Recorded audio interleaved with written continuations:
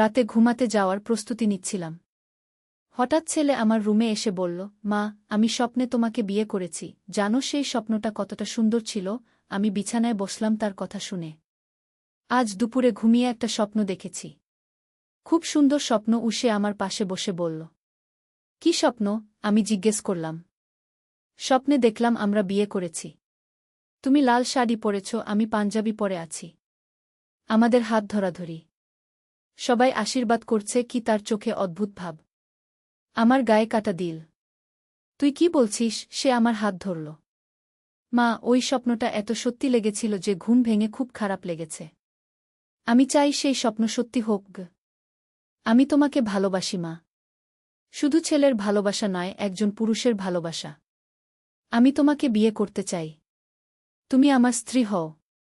আমরা সত্যিই সেই স্বপ্নের মতো বিয়ে করি। উইসে আমার চোখের দিকে তাকিয়ে বলল। রাতের অন্ধকারে তার কথাগুলো আরও ভয়াবহ লাগছিল। আমি উঠে দাঁড়ানোর চেষ্টা করলাম। এই গল্পটি সম্পূর্ণ শুনলে আপনাদের পানি অটোমেটিক বের হয়ে যাবে, সো যত দ্রুত সম্ভব হাতের কাছে টিস্যু নিয়ে বসে পড়ুন। বিছানার চাদর যেন নষ্ট না হয় সেটা সম্পূর্ণ খেয়াল রাখার অনুরোধ জানিয়ে গল্পটি এখন শুরু করব। তার আগে সর্বশেষ অনুরোধ, দয়া করে এমন পানি বের করার গল্প নিয়মিত শুনতে আমাদের চ্যানেলটি সকলেই সাবস্ক্রাইব করুন। ধন্যবাদ। হ্যালো বন্ধুরা, আমার নাম মেঘনা দাস। আমার বয়স 39 বছর। আমার স্বামীর নাম বিকাশ দাস, বয়স 52 বছর। আমাদের 2 সন্তান, রিয়াজ আর পূর্ণিমা। রিয়াজ 21 বছর বয়সী, বিশ্ববিদ্যালয়ে পড়ে। পূর্ণিমা 14 বছর বয়সী, নবম শ্রেণীতে পড়ে। আমাদের ঢাকার উত্তরায় একটা ছোট্ট ফ্ল্যাট। আমি একটা প্রাইভেট অফিসে চাকরি করি। স্বামী একটা ছোট ব্যবসা করে। জীবনটা চলে যাচ্ছিল স্বাভাবিকভাবেই। কিন্তু গত সপ্তাহে এমন কিছু ঘটনা ঘটেছে যা আমার পুরো জীবনটাই পাল্টে দিয়েছে। ঘটনাটা শুরু হয়েছিল গত সপ্তাহের মঙ্গলবার রাতে। সেদিন আমি অফিস থেকে একটু দেরি করে ফিরেছিলাম। বাসায় এসে দেখি রিয়াজ তার রুমে নেই। স্বামী জিজ্ঞেস করলাম, বললেন সে বিকালে বেরিয়েছে, এখনও ফেরেনি। আমি তার ফোনে কল দিলাম। ফোন বন্ধ। রাত 11টার দিকে রিয়াজ ফিরল। তার মুখে একটা অদ্ভুত হাসি। চোখে কেমন যেন উত্তেজনা। আমি জিজ্ঞেস করলাম, কোথায় ছিলি এতক্ষণ? সে বলল, মা, আজ আমার জীবনের সবচেয়ে গুরুত্বপূর্ণ দিন। আমি একটা বিশেষ জায়গায় গিয়েছিলাম। কোন জায়গায়? আমি আরও জানতে চাইলাম। সেটা পরে বলব। আগে তুমি আমার সাথে আমার রুমে এসো। একা? আমার একটা গুরুত্বপূর্ণ কথা আছে। তার কণ্ঠে এমন একটা জরুরি ভাব ছিল যে আমি তার পিছু পিছু তার রুমে চলে গেলাম। সে দরজা বন্ধ করে দিল। তারপর আমাকে বিছানায় বসতে বলল। মা, আজ আমি এমন একটা জায়গায় গিয়েছি যেখানে মানুষের ভবিষ্যৎ বলা হয়। সেখানে একজন বয়স্ক মানুষ আমার হাত দেখে বলেছেন যে আমার জীবনে খুব শীঘ্রই একটা বিশেষ ঘটনা ঘটবে। আমি একটু অবাক হয়ে বললাম, কি ঘটনা? তিনি বলেছেন, আমি যাকে সবচেয়ে বেশি ভালোবাসি তার সাথেই আমার বিয়ে হবে। আর সেই মানুষটি হল তুমি, মা। আমার মাথা ঝিমঝিম করে উঠল। তুই কি বলছিস? মা, সেই লোকটি বলেছেন, আমার স্বপ্নে যে বিয়ের দৃশ্য দেখা যাবে সেটাই আমার ভবিষ্যৎ। আর আজ দুপুরেই আমি সেই স্বপ্নটা দেখেছি। কি স্বপ্ন দেখেছিস? আমি কাপা গলা জিজ্ঞেস করলাম। স্বপ্নে দেখলাম তুমি আর আমি বিয়ে করছি। তুমি লাল বেনারসি শাড়ি পরেছ, আমি পাঞ্জাবি পরে আছি। আমাদের চারপাশে সব আত্মীয় স্বজন। সবাই খুশি। সবাই আমাদের আশীর্বাদ করছে। আমার গা কাঁপতে লাগল। রিয়াজ, তুই কি বলছিস? এসব কি? মা, আমি জানি শুনতে অদ্ভুত লাগছে। কিন্তু সেই লোকটি আরও বলেছিলেন যে আমি তোমাকে শুধু মায়ের মতো ভালোবাসি না। আমি তোমাকে একজন নারী হিসেবেও ভালোবাসি। আমি উঠে দাঁড়ানোর চেষ্টা করলাম। কিন্তু রিয়াজ আমার হাত ধরে ফেল। মা, আমাকে একটু শোনো। সেই লোকটি বলেছেন, আমাদের বয়সের পার্থক্য কোনো সমস্যা নয়। প্রেমের কাছে বয়স কিছুই না। আর তুমি তো এখনো অনেক সুন্দর। তোমার বয়স বেশি হলেও তুমি দেখতে আমার চেয়ে বেশি যুবতী লাগো। রিয়াজ, তুই পাগল হয়ে গেছিস? আমি তোর মা। হ্যাঁ, তুমি আমার মা। কিন্তু তুমি একজন নারীও। আর আমি একজন পুরুষ। আমরা দুজনেই পূর্ণবয়স্ক। তাহলে আমাদের মধ্যে প্রেম হতে পারে না কেন? আমি জোরে চিৎকার করে উঠলাম। না। এসব কি পাগলামি? তুই আমার ছেলে। মা, চিৎকার করো না। বাবা আর পূর্ণিমা জেগে যাবে। আমার কথাগুলো একবার ভেবে দেখো। কিন্তু আমি আর সহ্য করতে পারলাম না। আমি তার হাত ছাড়িয়ে রুম থেকে বের হয়ে এলাম। সারারাত ঘুম হল না। মনে হচ্ছিল আমার ছেলেটা পাগল হয়ে গেছে। পরের দিন সকালে রিয়াজ স্বাভাবিক ভাব করে নাশতা খেল, যেন কিছুই হয়নি। কিন্তু আমার দিকে তাকানোর ভঙ্গিটা আগের মতো ছিল না। তার চোখে এক ধরনের আগ্রহ, যেন সে আমাকে অন্যভাবে দেখছে। দিনের পর দিন এভাবে কেটে গেল। রিয়াজ মাঝে মাঝেই আমার সাথে একা কথা বলার চেষ্টা করত, কিন্তু আমি তাকে এড়িয়ে চলতাম। এক সপ্তাহ পরে আবার সেই ঘটনার পুনরাবৃত্তি হল। সেদিন বৃহস্পতিবার। স্বামী অফিসের একটা জরুরি কাজে রাতে দেরি করে ফিরবেন বলেছিলেন। পূর্ণিমা তার বন্ধুর বাসায় রাত কাটাতে গেছে। রাত 10টার দিকে রিয়াজ আমার কাছে এসে বলল, মা, আজ আমাদের একা কথা বলার সুযোগ হয়েছে। আমার কিছু কথা আছে গি। আমার তোর কোনো কথা শুনতে ইচ্ছে করছে না গি। মা, প্লিজ, শুধু 5 মিনিট। তারপর আমি আর কখনো এ বিষয়ে কথা বলবো না গি। আমি অনিচ্ছায় বসলাম। মা, গত সপ্তাহে তুমি আমার কথা শুনে রেগে গিয়েছিলে। কিন্তু আমি এই 7 দিনে আরও অনেক ভেবেছি। আমার মনে হয় আমি ঠিকই বলেছিলাম গে। রিয়াজ, আবার শুরু করলি? না মা, আমি তোমাকে কিছু প্রমাণ দিতে চাই। আমি গত সপ্তাহে আরও কয়েকবার সেই লোকটার কাছে গিয়েছি। তিনি আমাকে আরও অনেক কিছু বলেছেন গু। কি বলেছেন? তিনি বলেছেন তুমি আমার প্রেমের কথা অস্বীকার করবে, কিন্তু গোপনে তুমিও আমাকে ভালোবাসো। শুধু সমাজের ভয়ে স্বীকার করতে পারছ না গি। আমি হাসতে লাগলাম। কি হাস্যকর! মা, তুমি কি কখনো খেয়াল করেছ আমি যখন অসুস্থ হই তুমি কতটা উদ্বিগ্ন হয়ে পড়ো? আমি যখন দেরি করে বাসায় ফিরি তুমি কতটা চিন্তিত থাকো? এটা কি শুধুই মায়ের ভালোবাসা, নাকি এর চেয়ে বেশি কিছু? আমি চুপ করে রইলাম। মা, আমি যখন তোমার গায়ে হাত দিই তুমি কি কোনো অনুভূতি পাও? যখন আমি তোমাকে জড়িয়ে ধরি তোমার কি ভালো লাগে? রিয়াজ, থামো। মা, আমি লক্ষ্য করেছি তুমি যখন আমার সামনে শাড়ি পরো তুমি একটু বেশি যত্ন নিয়ে পরো। আমার পছন্দের রঙের শাড়ি পরতে চাও। এগুলো কি সব কাকতালীয়? আমার মনে হলো সে ঠিকই বলছে। কিন্তু এসব তো স্বাভাবিক মায়ের আচরণ। রিয়াজ, এসব স্বাভাবিক। যে কোনো মা তার ছেলের জন্য এভাবেই করে কি? তাহলে পূর্ণিমার জন্য তুমি এভাবে করো কেন না? সে তো তোমার মেয়ে কি? আমি উত্তর দিতে পারলাম না। মা, আমি আরও লক্ষ্য করেছি তুমি যখন বাবার সাথে কথা বলো তোমার মুখে সেই উজ্জ্বলতা থাকে না যেটা আমার সাথে কথা বলার সময় থাকে। তুমি আমার সাথে যেভাবে হাসো বাবার সাথে সেভাবে হাসো না গি। আমার গলা শুকিয়ে গেল। মা, একটা কথা বলি? তুমি আর বাবার মধ্যে এখন আর সেই ভালোবাসা নেই যেটা বিয়ের সময় ছিল। তোমরা এখন অভ্যাসের বসে একসাথে থাকো, কিন্তু প্রেম নেই গে। তুই কি বলছিস? মা, আমি সব দেখি। বাবা আর তুমি খুব কমই একসাথে হাসো। একসাথে বেড়াতে যাও না। একে অপরের প্রশংসা করো না। তোমাদের মধ্যে রোমান্স নেই গে। আমি বুঝলাম রিয়াজ সত্যিই অনেক কিছু লক্ষ্য করেছে। কিন্তু এর মানে এই নয় যে মা, আমি তোমাকে সেই ভালোবাসা দিতে পারি যেটা বাবা দিতে পারেন না। আমি তোমাকে সম্মান দিতে পারি, তোমাকে সুখী রাখতে পারি। রিয়াজের কথাগুলো আমার মনে প্রভাব ফেলছিল, কিন্তু আমি জানতাম এসব ভুল। রিয়াজ, তুই যা বলছিস সেটা সমাজে গ্রহণযোগ্য নয় গি। মা, সমাজ কি বলবে সেটা নিয়ে ভাবো না। আমাদের খুশি থাকাটাই বড় কথা। আমরা যদি একে অপরকে ভালোবাসি তাহলে অন্য কারো মতামত কেন গুরুত্বপূর্ণ? কিন্তু রিয়াজ, আমি তোর মা গু। হ্যাঁ, তুমি আমার মা, কিন্তু তুমি একজন নারীও। আর আমার মনে হয় তুমি একজন অসাধারণ নারী। তোমার মধ্যে এমন কিছু গুণ আছে যেটা অন্য কোনো নারীর মধ্যে নেই গি। কি গুণ? তুমি খুব যত্নশীল। তুমি সংসারের সব দায়িত্ব নিজে নাও। তুমি সবার কথা ভেবে চলো। তুমি সুন্দর। তোমার কথা বলার ভঙ্গি খুব মিষ্টি। তুমি রান্না করতে পারো। তুমি সবার সাথে ভালো ব্যবহার করো গে। আমি বুঝতে পারছিলাম রিয়াজ আমাকে সত্যিই অনেক পছন্দ করে। রিয়াজ, কিন্তু এসবু। মা, আমি জানি তুমি প্রথমে রাজি হবে না, কিন্তু আমি ধৈর্য রাখব। আমি অপেক্ষা করব। একদিন তুমি নিজেই বুঝতে পারবে যে আমার কথা ঠিক। সেদিন রাতে আমি অনেক ভাবলাম। রিয়াজের কথাগুলো মন থেকে সরাতে পারছিলাম না। পরের দিন অফিসে গিয়েও একই অবস্থা। কাজে মন বসছিল না। সহকর্মীরা জিজ্ঞেস করল আমার কি হয়েছে। বিকেলে বাসায় ফিরে দেখি রিয়াজ তার রুমে নেই। পূর্ণিমা স্কুল থেকে ফিরেছে। স্বামী অফিসে। আমি রিয়াজের রুমে গিয়ে দেখলাম তার টেবিলে একটা চিঠি রেখে গেছে। চিঠিতে লেখা, প্রিয় মা, আমি বুঝতে পারছি আমার কথাগুলো তোমার কাছে খুব অদ্ভুত লেগেছে। আমি তোমাকে কষ্ট দিতে চাই না।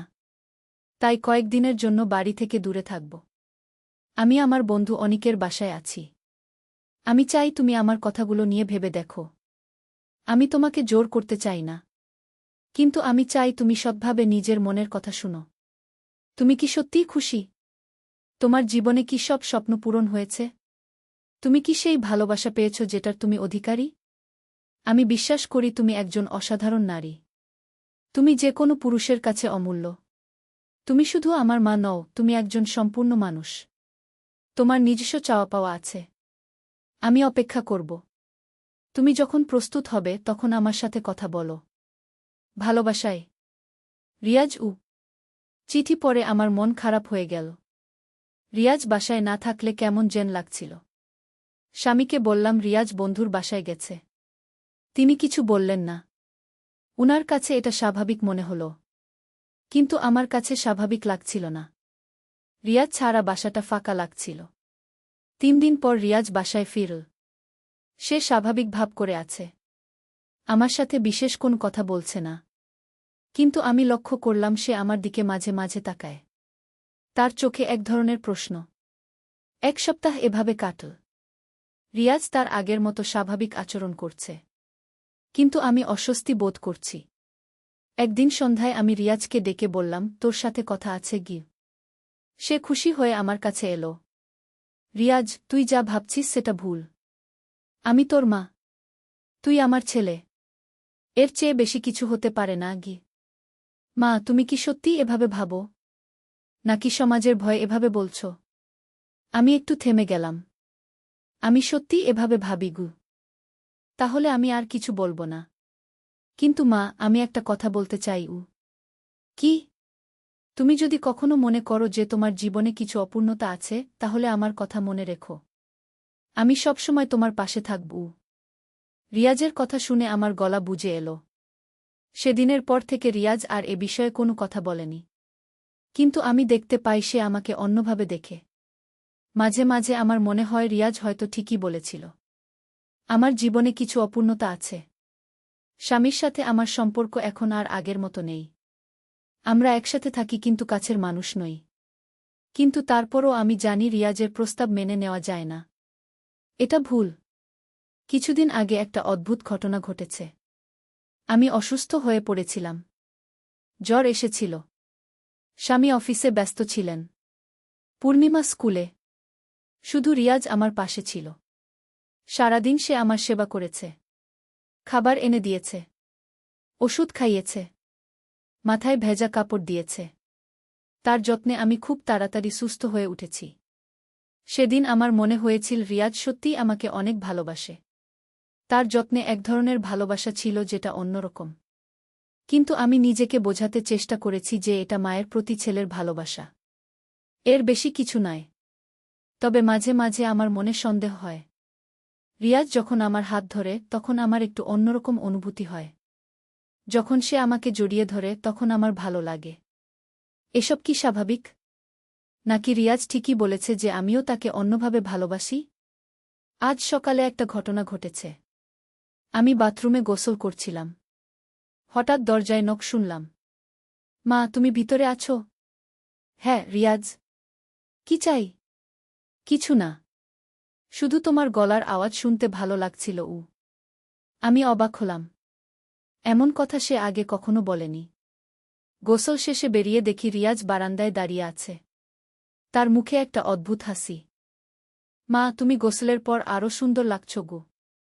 আমার গা রি রি করে উঠল। রিয়াজ, এসব কি বলছিস? সত্যি কথা বলছি। তোমার চুল ভেজা থাকলে তুমি দেখতে অনেক যুবতী লাগো গো। আমি তাড়াতাড়ি রুমে চলে গেলাম। কিন্তু আয়নায় নিজেকে দেখে মনে হলো রিয়াজ হয়তো ঠিকই বলেছে। আমি সত্যিই দেখতে বয়সের চেয়ে কম লাগি। বিকেলে অফিসে এক সহকর্মী বলল, মেঘনা, তুমি কি কোনো নতুন ক্রিম ব্যবহার করছ? তোমাকে খুব উজ্জ্বল দেখাচ্ছে গি। আমি হেসে বললাম, কিছু না, তেমন কিছু করিনি গি। কিন্তু ভিতরে ভিতরে ভাবছিলাম রিয়াজের প্রশংসার কথা। সন্ধ্যায় বাসায় ফিরে দেখি রিয়াজ রান্নাঘরে আছে। সে চা বানাচ্ছে। মা, তোমার জন্য চা বানিয়েছি। তোমার পছন্দের মতো করে কি? চা খেতে খেতে আমি লক্ষ্য করলাম রিয়াজ আমার দিকেই তাকিয়ে আছে। কি দেখছিস? তোমাকে। তুমি চা খাওয়ার সময় কতটা সুন্দর দেখাও জানো? আমি লজ্জা পেলাম। রিয়াজ, এসব কথা বলিস কেন? কারণ এগুলো সত্যি। মা, আমি তোমার প্রতিটা অভিব্যক্তি লক্ষ্য করি। তোমার হাসি, তোমার কথা বলার ভঙ্গি, তোমার চলার ধরন, সবকিছু আমার কাছে অসাধারণ লাগে। রিয়াজ। মা, আমি জানি তুমি আমার এসব কথা শুনতে চাও না। কিন্তু আমি এগুলো না বললে পারি না। আমার মনের কথা গি। সেদিন রাতে ঘুমাতে গিয়ে অনেক ভাবলাম। রিয়াজের কথাগুলো আমার মনে গেঁথে গেছে। আমি কি সত্যিই সুন্দর? আমার কি সত্যিই আকর্ষণ আছে? স্বামী তো কখনো এভাবে বলেন না। পরের দিন সকালে আয়নায় নিজেকে দেখলাম। সত্যিই তো, আমার বয়স ৩৯ হলেও আমাকে ৩৫-এর বেশি লাগে না। আমার ফিগার এখনো ভালো। চুল এখনো ঘন। চামড়া এখনো মসৃণ। হঠাৎ মনে হলো আমি হয়তো নিজেকে অবহেলা করে রেখেছি। আমার নিজের প্রতি যত্নবান হওয়া উচিত। সেদিন অফিস থেকে ফেরার পথে একটা বিউটি পার্লারে গেলাম। ফেসিয়াল করালাম। চুল কেটে স্টাইল করালাম। নতুন একটা লিপস্টিকও কিনলাম। বাসায় ফিরে দেখি রিয়াজ বসে আছে। আমাকে দেখে তার চোখ বড় হয়ে গেল। মা, তুমি কি করেছ? তুমি দেখতে দেখতে কি? তুমি দেখতে একদম পারফেক্ট লাগছ। যেন কোন ফিল্ম স্টার। আমি হেসে ফেললাম। কি যে বলিস? সত্যি মা, তুমি এত সুন্দর লাগছ যে আমি তোমার দিকে তাকিয়ে থাকতে পারি। সন্ধ্যায় স্বামী এসে আমাকে দেখে বললেন, তুমি কি কিছু করেছ? একটু আলাদা লাগছ।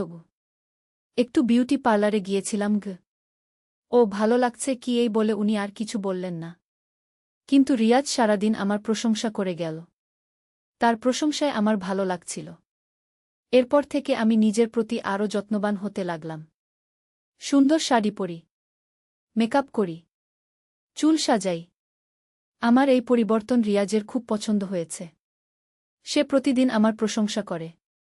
একদিন সে বলল, মা, তুমি এখন এতটা সুন্দর হয়ে গেছ যে রাস্তায় হাঁটলে সবাই তোমার দিকে তাকাবে গু। আমি বললাম, তুই বাড়িয়ে বলছিস গু। না মা, সত্যি। আমার মনে হয় তুমি আমাদের এলাকার সবচেয়ে সুন্দর নারী গু। এই কথাগুলো শুনে আমার ভিতরে একটা ভালো লাগার অনুভূতি জাগে। কিছুদিন পর আরেকটা ঘটনা ঘটল। একদিন সন্ধ্যায় আমি রান্নাঘরে রান্না করছিলাম। হঠাৎ রিয়াজ পিছন থেকে এসে আমাকে জড়িয়ে ধরল। রিয়াজ, তুই কি করছিস? মা, তোমাকে জড়িয়ে ধরতে খুব ইচ্ছে করছিল। ছাড়। কেউ দেখে ফেলবে গি। মা, আমি তোমার ছেলে। ছেলে মাকে জড়িয়ে ধরতে পারে। কিন্তু তার জড়িয়ে ধরার ভঙ্গিটা একটু আলাদা ছিল। সে আমাকে খুব শক্তভাবে ধরেছিল, যেন আমি তার প্রেমিকা। আমি তাকে ছাড়িয়ে দিলাম। কিন্তু আমার ভালো লেগেছিল। সেদিন রাতে স্বপ্ন দেখলাম আমি আর রিয়াজ কোথাও ঘুরতে গেছি। আমরা হাত ধরে হাঁটছি। সবাই আমাদের দম্পতি ভেবে দেখছে। ঘুম ভেঙে আমার খারাপ লাগল। এসব কি স্বপ্ন দেখছি আমি? কিন্তু পরের দিন রিয়াজের সাথে কথা বলার সময় সেই স্বপ্নের কথা মনে পড়ে গেল। আমি কেমন যেন অস্বস্তি বোধ করলাম। রিয়াজ বুঝতে পারল। সে বলল, মা, তুমি কি আমাকে নিয়ে কোনো স্বপ্ন দেখেছ? আমি চমকে উঠলাম। তুই কি করে জানলি? তোমার মুখ দেখে বুঝতে পারছি। কি স্বপ্ন দেখেছ? আমি কিছু বললাম না। মা, তুমি যদি আমাকে নিয়ে স্বপ্ন দেখে থাকো তাহলে সেটা স্বাভাবিক। কারণ আমি প্রতিদিন তোমাকে নিয়ে স্বপ্ন দেখি। কি ধরনের স্বপ্ন? আমরা একসাথে অনেক জায়গায় ঘুরে বেড়াচ্ছি। তুমি আমার হাত ধরে আছো। আমরা অনেক খুশি। আমার গলা শুকিয়ে গেল। আমার স্বপ্নের সাথে তার স্বপ্নের মিল। রিয়াজ, এসব স্বপ্ন দেখা ঠিক নয়। কেন ঠিক নয়? মা, স্বপ্ন তো আমাদের নিয়ন্ত্রণে নেই। মন যা চায় তাই স্বপ্ন দেখে। তার মানে তোর মন আমাকে নিয়ে এভাবে ভাবে? হ্যাঁ মা, আমার মন সবসময় তোমাকে নিয়েই ভাবে। তুমি আমার সব চিন্তার কেন্দ্রে গি। আমি আর কিছু বলতে পারলাম না। সেদিন থেকে আমি রিয়াজের সাথে কথা বলার সময় আরও সচেতন হয়ে গেলাম। তার প্রতিটা কথা, প্রতিটা আচরণ আমি লক্ষ্য করি। আমি বুঝতে পারি সে সত্যিই আমাকে অন্যভাবে দেখে। তার চোখে আমার প্রতি এক ধরনের আকাঙ্ক্ষা। একদিন আমি তাকে জিজ্ঞেস করলাম, রিয়াজ, তুই কোনো মেয়ের সাথে বন্ধুত্ব করিস না কেন? তোর বয়সী অনেক ছেলে গার্লফ্রেন্ড নিয়ে ঘোরে কি? সে বলল, কারণ আমার আর কোনো মেয়ের প্রয়োজন নেই। আমার কাছে তুমি আছো গু। কিন্তু আমি তো তোর মা গু। তুমি আমার মা, এটা সত্য। কিন্তু তুমি একজন পূর্ণাঙ্গ নারীও। আমার কাছে তুমিই সবচেয়ে সুন্দর নারী গু। রিয়াজ, তোর বয়সী মেয়েরা তোর চেয়ে সুন্দর গু। না মা, কোনো মেয়েই তোমার মতো সুন্দর নয়। তোমার মতো বুদ্ধিমতী নয়। তোমার মতো যত্নশীল নয় গে। তার কথা শুনে আমার ভিতরে একটা গর্বের অনুভূতি হল। তাছাড়া সে আরও বলল, আমি যদি অন্য কোনো মেয়েকে ভালোবাসি, তাহলে তোমার কি হবে? তুমি তো একা হয়ে যাবে গু। আমি তো একা নই। তোর বাবা আছে গি। মা, বাবা তোমার সাথে কতক্ষণ সময় কাটায়? উনি অফিস নিয়ে ব্যস্ত থাকেন। তোমার সাথে গল্প করেন না। তোমাকে কোথাও নিয়ে যান না গি। আমি বুঝলাম রিয়াজ ঠিকই বলেছে। কিন্তু আমি যদি বিয়ে করে চলে যাই, তাহলে তুমি কার সাথে এভাবে কথা বলবে? কে তোমার যত্ন নেবে? আমি কিছু বলতে পারলাম না। মা, আমি তোমাকে একা ছেড়ে যেতে পারব না। আমি সবসময় তোমার পাশে থাকতে চাই। কিন্তু তুই তো একদিন না একদিন বিয়ে করবি গে। আমি বিয়ে করব তোমাকেই গে। আমার বুক কাঁপল। রিয়াজ, আবার সেই কথা বলছিস? মা, আমি কিন্তু এই ব্যাপারে একদম সিরিয়াস। আমি সত্যিই তোমাকে বিয়ে করতে চাই। এটা সম্ভব নয়। কেন সম্ভব নয়? আমরা দুজনেই প্রাপ্তবয়স্ক। আমরা পরস্পরকে ভালোবাসি। আমি তোকে ভালোবাসি ছেলে হিসেবে গি। শুধু ছেলে হিসেবে? সত্যি? আমি উত্তর দিতে পারলাম না। মা, তুমি আমার সাথে যে স্বপ্ন দেখেছিলে, সেটা কি শুধু মায়ের স্বপ্ন ছিল? আমি চুপ করে রইলাম। মা, আমি একটা প্রস্তাব দেই। আমরা একবার পরীক্ষা করে দেখি। কি পরীক্ষা? আমরা একদিন স্বামী স্ত্রীর মতো আচরণ করে দেখি। শুধু একদিন। তারপর তুমি সিদ্ধান্ত নাও এটা ঠিক কিনা গে। আমার মাথা ঘুরে গেল। তুই কি বলছিস? মা, আমি বলছি আমরা একদিন রোল প্লে করি। তুমি আমার স্ত্রী সেজে থাকো। আমি তোমার স্বামী সেজে থাকি। দেখি কেমন লাগে গু। এসব পাগলামি। পাগলামি হলেও একবার করে দেখো। যদি খারাপ লাগে তাহলে আমি আর কখনো এ বিষয়ে কথা বলবো না গি। আমি অনেকক্ষণ চুপ করে থাকলাম। মা, একটা দিন। শুধু একটা দিন। তুমি রাজি আছো? আমার মনে হলো এভাবে একবার পরীক্ষা করলে হয়তো রিয়াজের ভুল ভাঙবে। সে বুঝবে এটা কতটা অদ্ভুত। ঠিক আছে, আমি বললাম। কিন্তু শুধু একদিন। আর কেউ জানতে পারবে না গি। রিয়াজের মুখ আনন্দে উজ্জ্বল হয়ে উঠল। ধন্যবাদ মা। আমি প্রতিশ্রুতি দিচ্ছি এটা শুধু আমাদের মধ্যেই থাকবে গু। কবে করবি এই পরীক্ষা? আগামী রবিবার। সেদিন বাবা অফিসের একটা মিটিংয়ে যাবেন। পূর্ণিমা তার বন্ধুর বার্থডে পার্টিতে যাবে। আমরা সারাদিন একা থাকব। আমার বুক ধুকপুক করতে লাগল। আমি কি রাজি হয়ে গেলাম? কিন্তু একটা কৌতূহল কাজ করছিল। সত্যিই কেমন লাগবে যদি রিয়াজকে স্বামীর মতো মনে করি? রবিবার সকালে স্বামী অফিসে চলে গেলেন। পূর্ণিমা তার বন্ধুর বাসায় গেল। ঘরে শুধু আমি আর রিয়াজ। রিয়াজ আমার কাছে এসে বলল, মা, আজ থেকে তুমি আমার স্ত্রী। আমি তোমার স্বামী গু। আমি লজ্জা পেলাম। তুই কি বলছিস? আজ আমাদের প্রথম দিন স্বামী স্ত্রী হিসেবে। আমি তোমাকে মেঘনা বলে ডাকব। তুমি আমাকে রিয়াজ বলে ডাকো গু। কিন্তু আর কিন্তু নয়। আজ তুমি আমার স্ত্রী মেঘনা ঘে। এই কথা বলে সে আমার হাত ধরল। আমার হার্ট বিট বেড়ে গেল। মেঘনা, আমি তোমার জন্য নাশতা বানিয়েছি। চলো খাই। আমি তার সাথে খেতে বসলাম।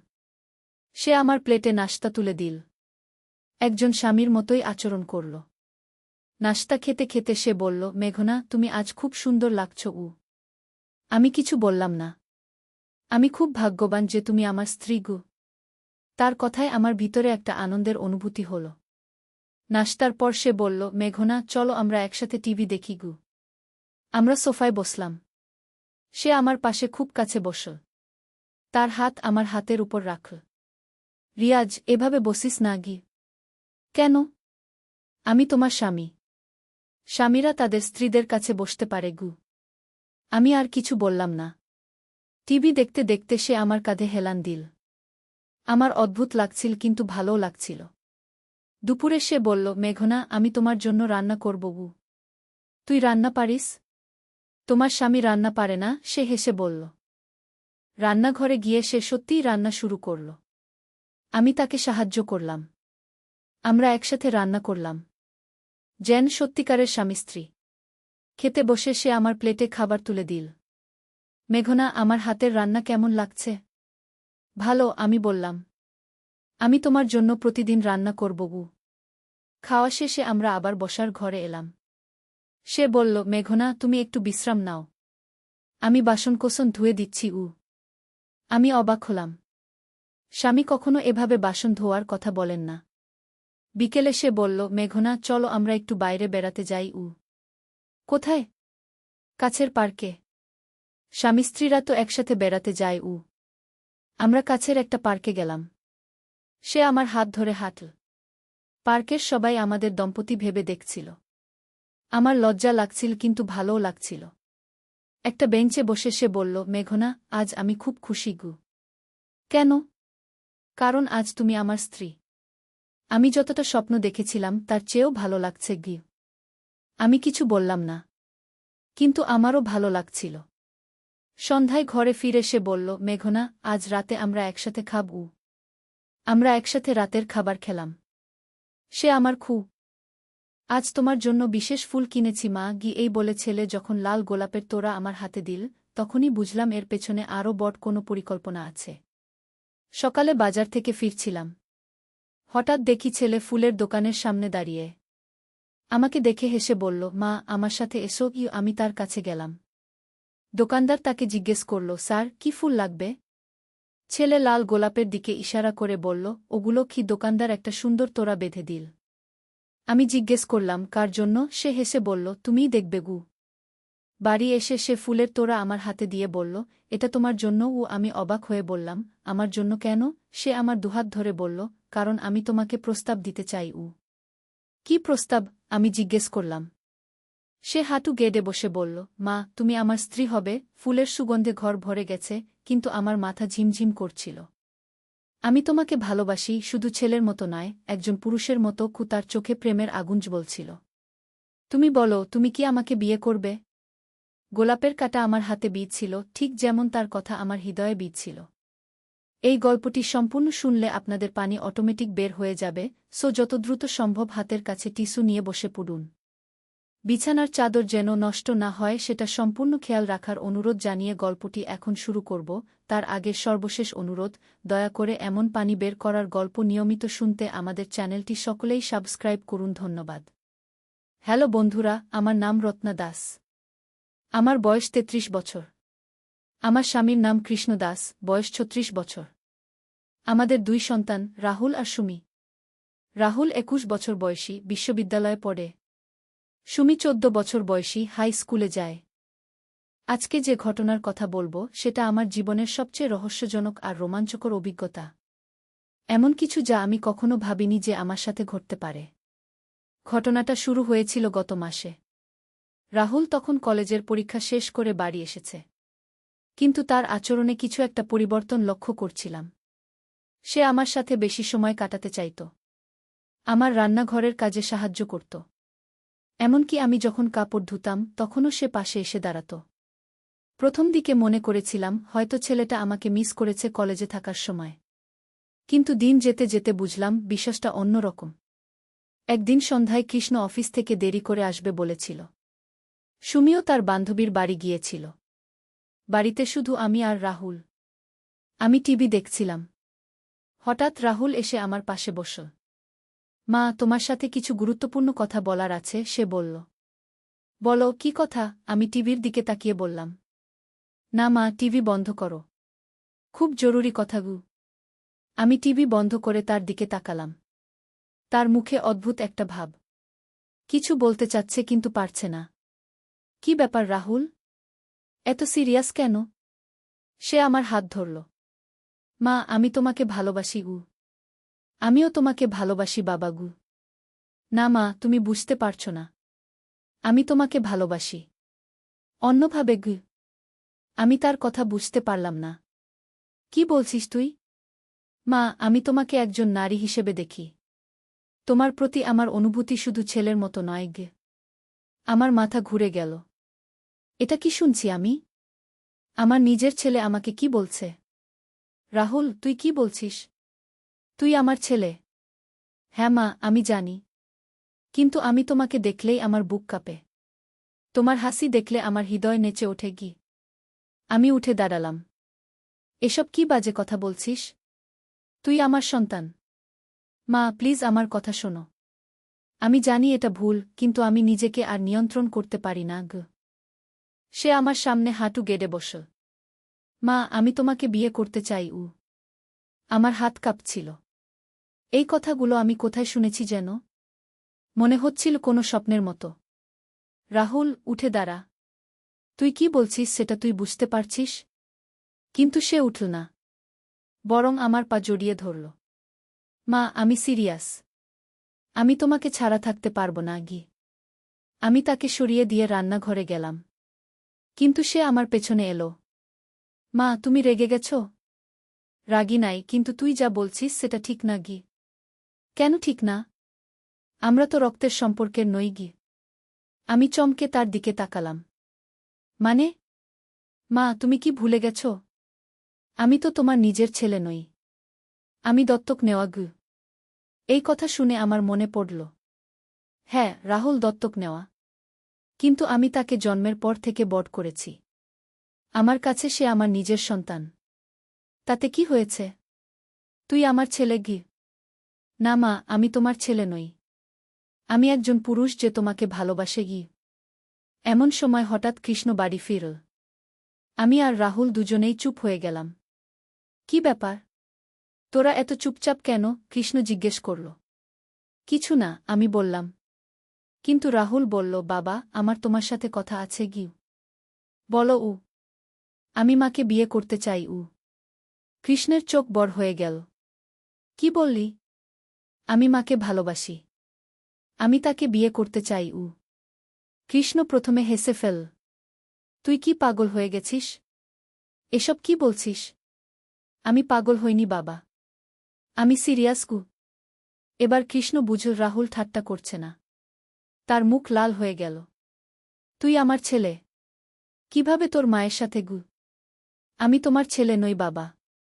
আমি দত্তক নেওয়া। আর মাকে আমি ভালোবাসি উ। কৃষ্ণ রেগে গেল। চুপ কর। এসব বাজে কথা আর বলবি না গি। এটা বাজে কথা নয় বাবা। এটা আমার অনুভূতি গু। কৃষ্ণ রাহুলের দিকে এগিয়ে গেল। কিন্তু আমি তাদের মাঝে দাঁড়িয়ে পড়লাম। থামো তোরা। এভাবে লড়াই করলে হবে না গি। তাহলে কি করব রত্না? তোর ছেলে এসব কি বলছে? আমি বুঝলাম পরিস্থিতি সামলাতে হবে। রাহুল, তুই তোর রুমে যা।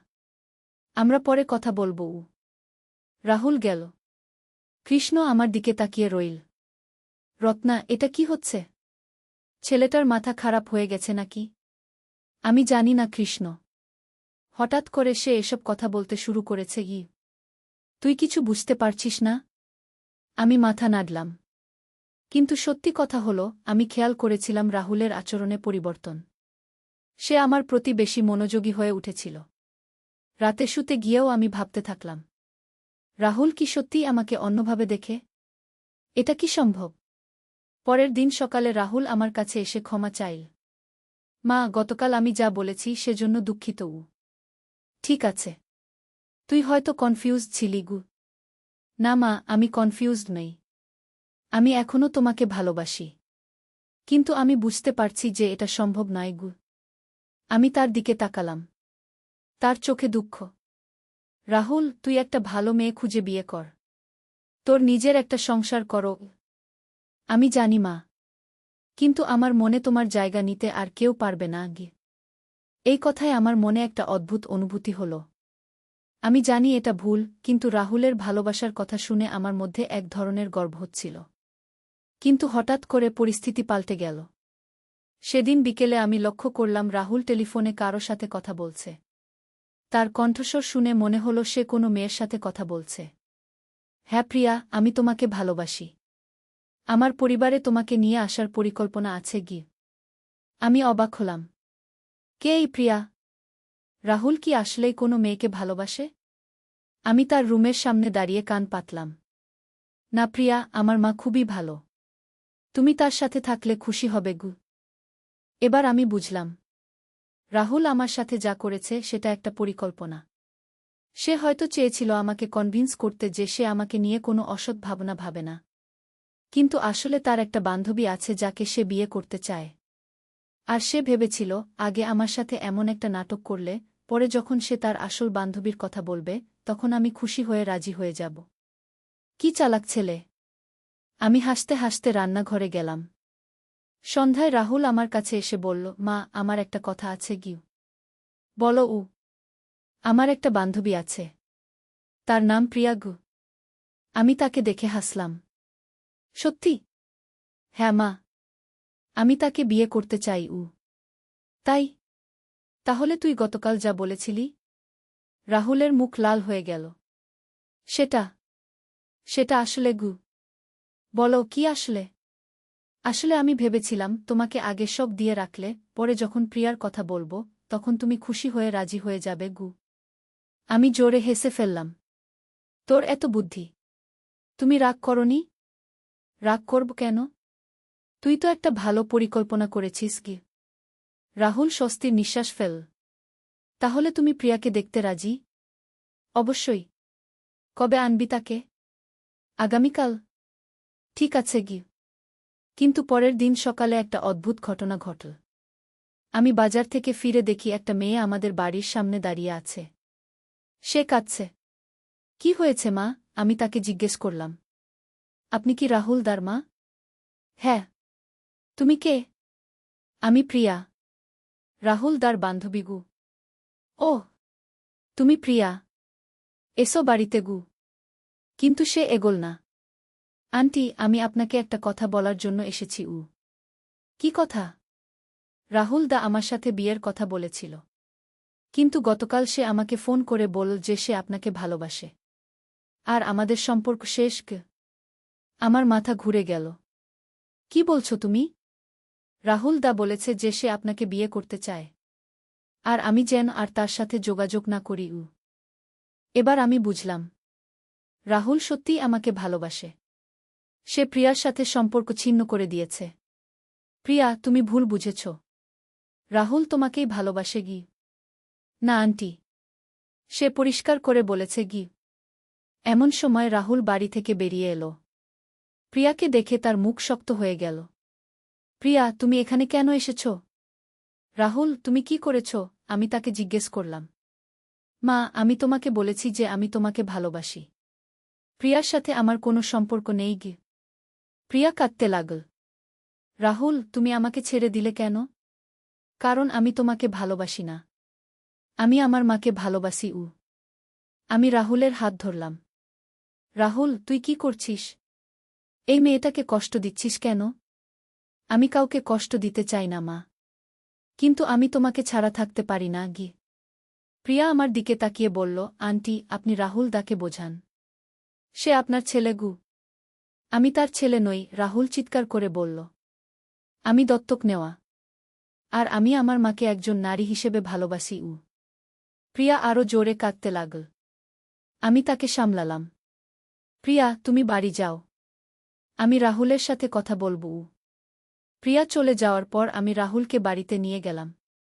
রাহুল, তুই কি করলি? এত সুন্দর একটা মেয়েকে কষ্ট দিলি?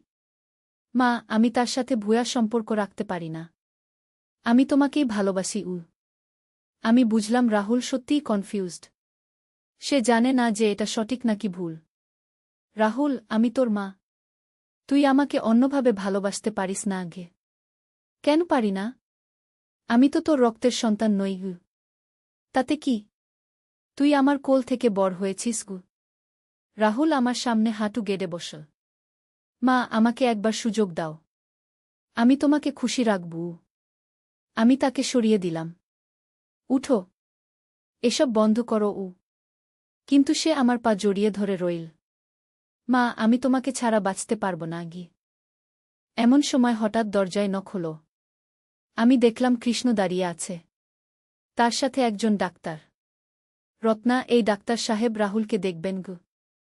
ডাক্তার ভিতরে এসে রাহুলকে দেখলেন। কিছুক্ষণ তার সাথে কথা বললেন। তারপর আমাদের বললেন রাহুলের মানসিক সমস্যা আছে। এটাকে ওডিপাস কমপ্লেক্স বলে।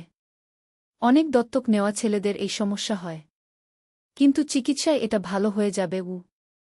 আমি স্বস্তির নিঃশ্বাস ফেললাম। মানে রাহুল অসুস্থ, সে ইচ্ছে করে এসব করছে না।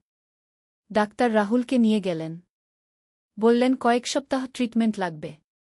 কিন্তু আসল ঘটনা শুরু হলো তার 2 দিন পর। আমি একা বাড়িতে ছিলাম। কৃষ্ণ অফিসে, সুমি স্কুলে। হঠাৎ দরজায় নখ হলো। দরজা খুলে দেখি একজন অচেনা লোক দাঁড়িয়ে আছে। বয়স প্রায় 50-এর কাছাকাছি। দেখতে ভদ্র। আপনি রত্না দাস? জি।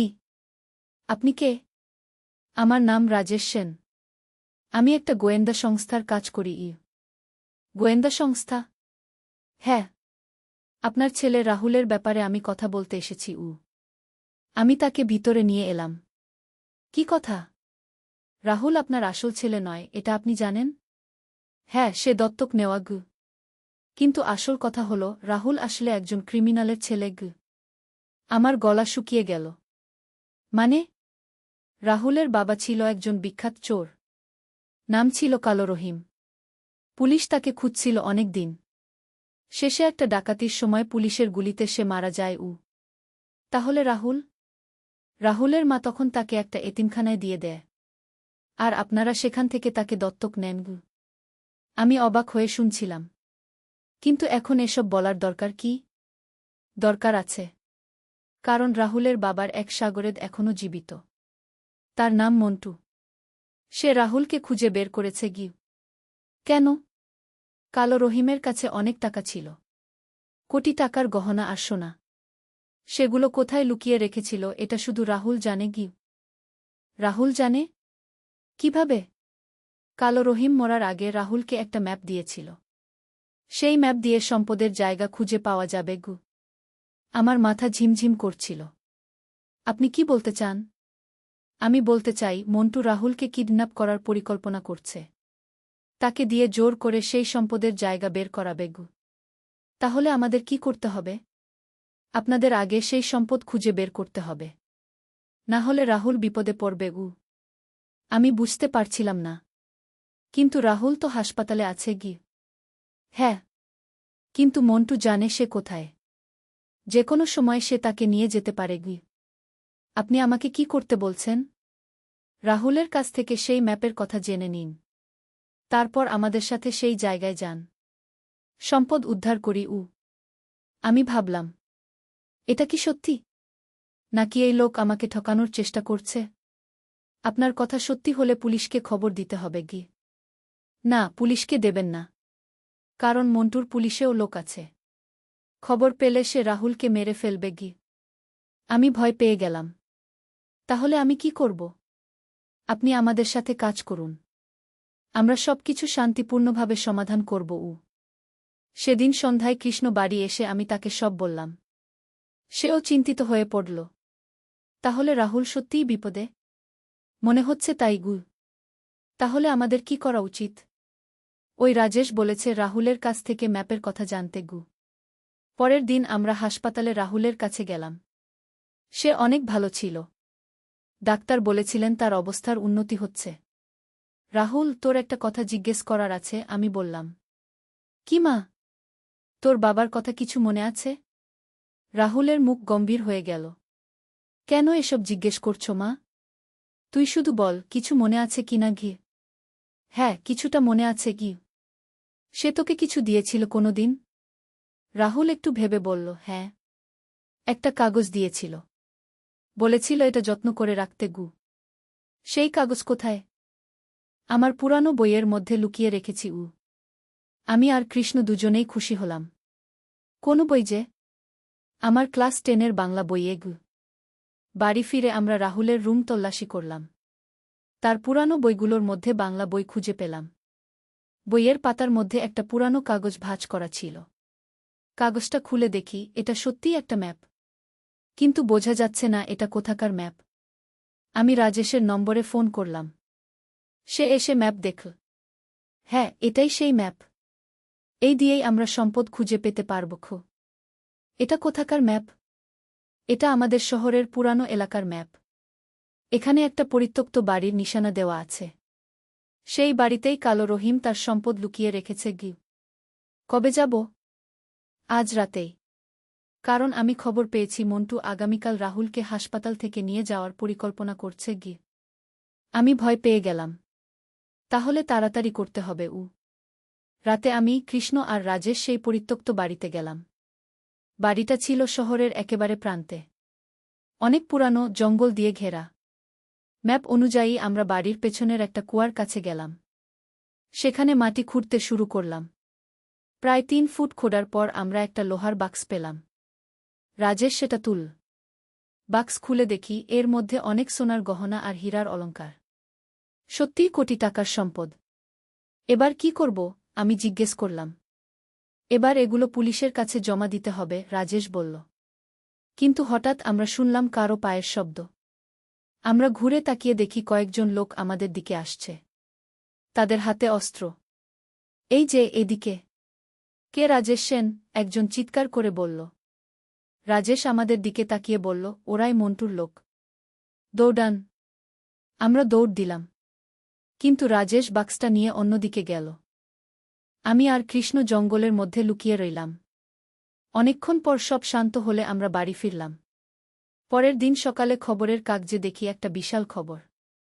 গোয়েন্দা পুলিশ উদ্ধার করেছে কোটি টাকার চুরি করা সম্পদ। খবরে লেখা আছে যে রাজেশ সেন নামের এক গোয়েন্দা কর্মকর্তা একটা চোর চক্রের সম্পদ উদ্ধার করেছেন। চোর চক্রের নেতা মন্টুকে গ্রেফতার করা হয়েছে। আমি বুঝলাম রাজেশ সত্যিই একজন সৎ গোয়েন্দা অফিসার ছিল। দুপুরে রাজেশ আমাদের বাড়িতে এলো। রত্না ভাবি, আপনাদের ধন্যবাদ। আপনাদের সাহায্য না পেলে আমরা এই চোর চক্রকে ধরতে পারতাম না। রাহুল এখন নিরাপদ? হ্যাঁ, মন্টু গ্রেফতার হয়েছে। এখন আর কোনো ভয় নেই। সেই সম্পদের কি হবে? সেগুলো সরকারের কাছে জমা দেওয়া হবে। তবে আপনাদের সাহায্যের জন্য পুরস্কার পাবেন। কিছুদিন পর আমরা পুলিশ থেকে 5 লক্ষ টাকা পুরস্কার পেলাম। রাহুলও সুস্থ হয়ে বাড়ি ফিরল। ডাক্তারের চিকিৎসায় তার মানসিক সমস্যা ভালো হয়ে গিয়েছিল। সে আর আমার প্রতি অস্বাভাবিক কোনো আচরণ করত না। একদিন সে আমার কাছে এসে বলল, মা, আমি প্রিয়াকে বিয়ে করতে চাই। সত্যি? কিন্তু তুই তো তার সাথে খারাপ ব্যবহার করেছিলি। আমি তার কাছে ক্ষমা চেয়েছি। সে আমাকে মাফ করে দিয়েছে। আমি খুশি হলাম।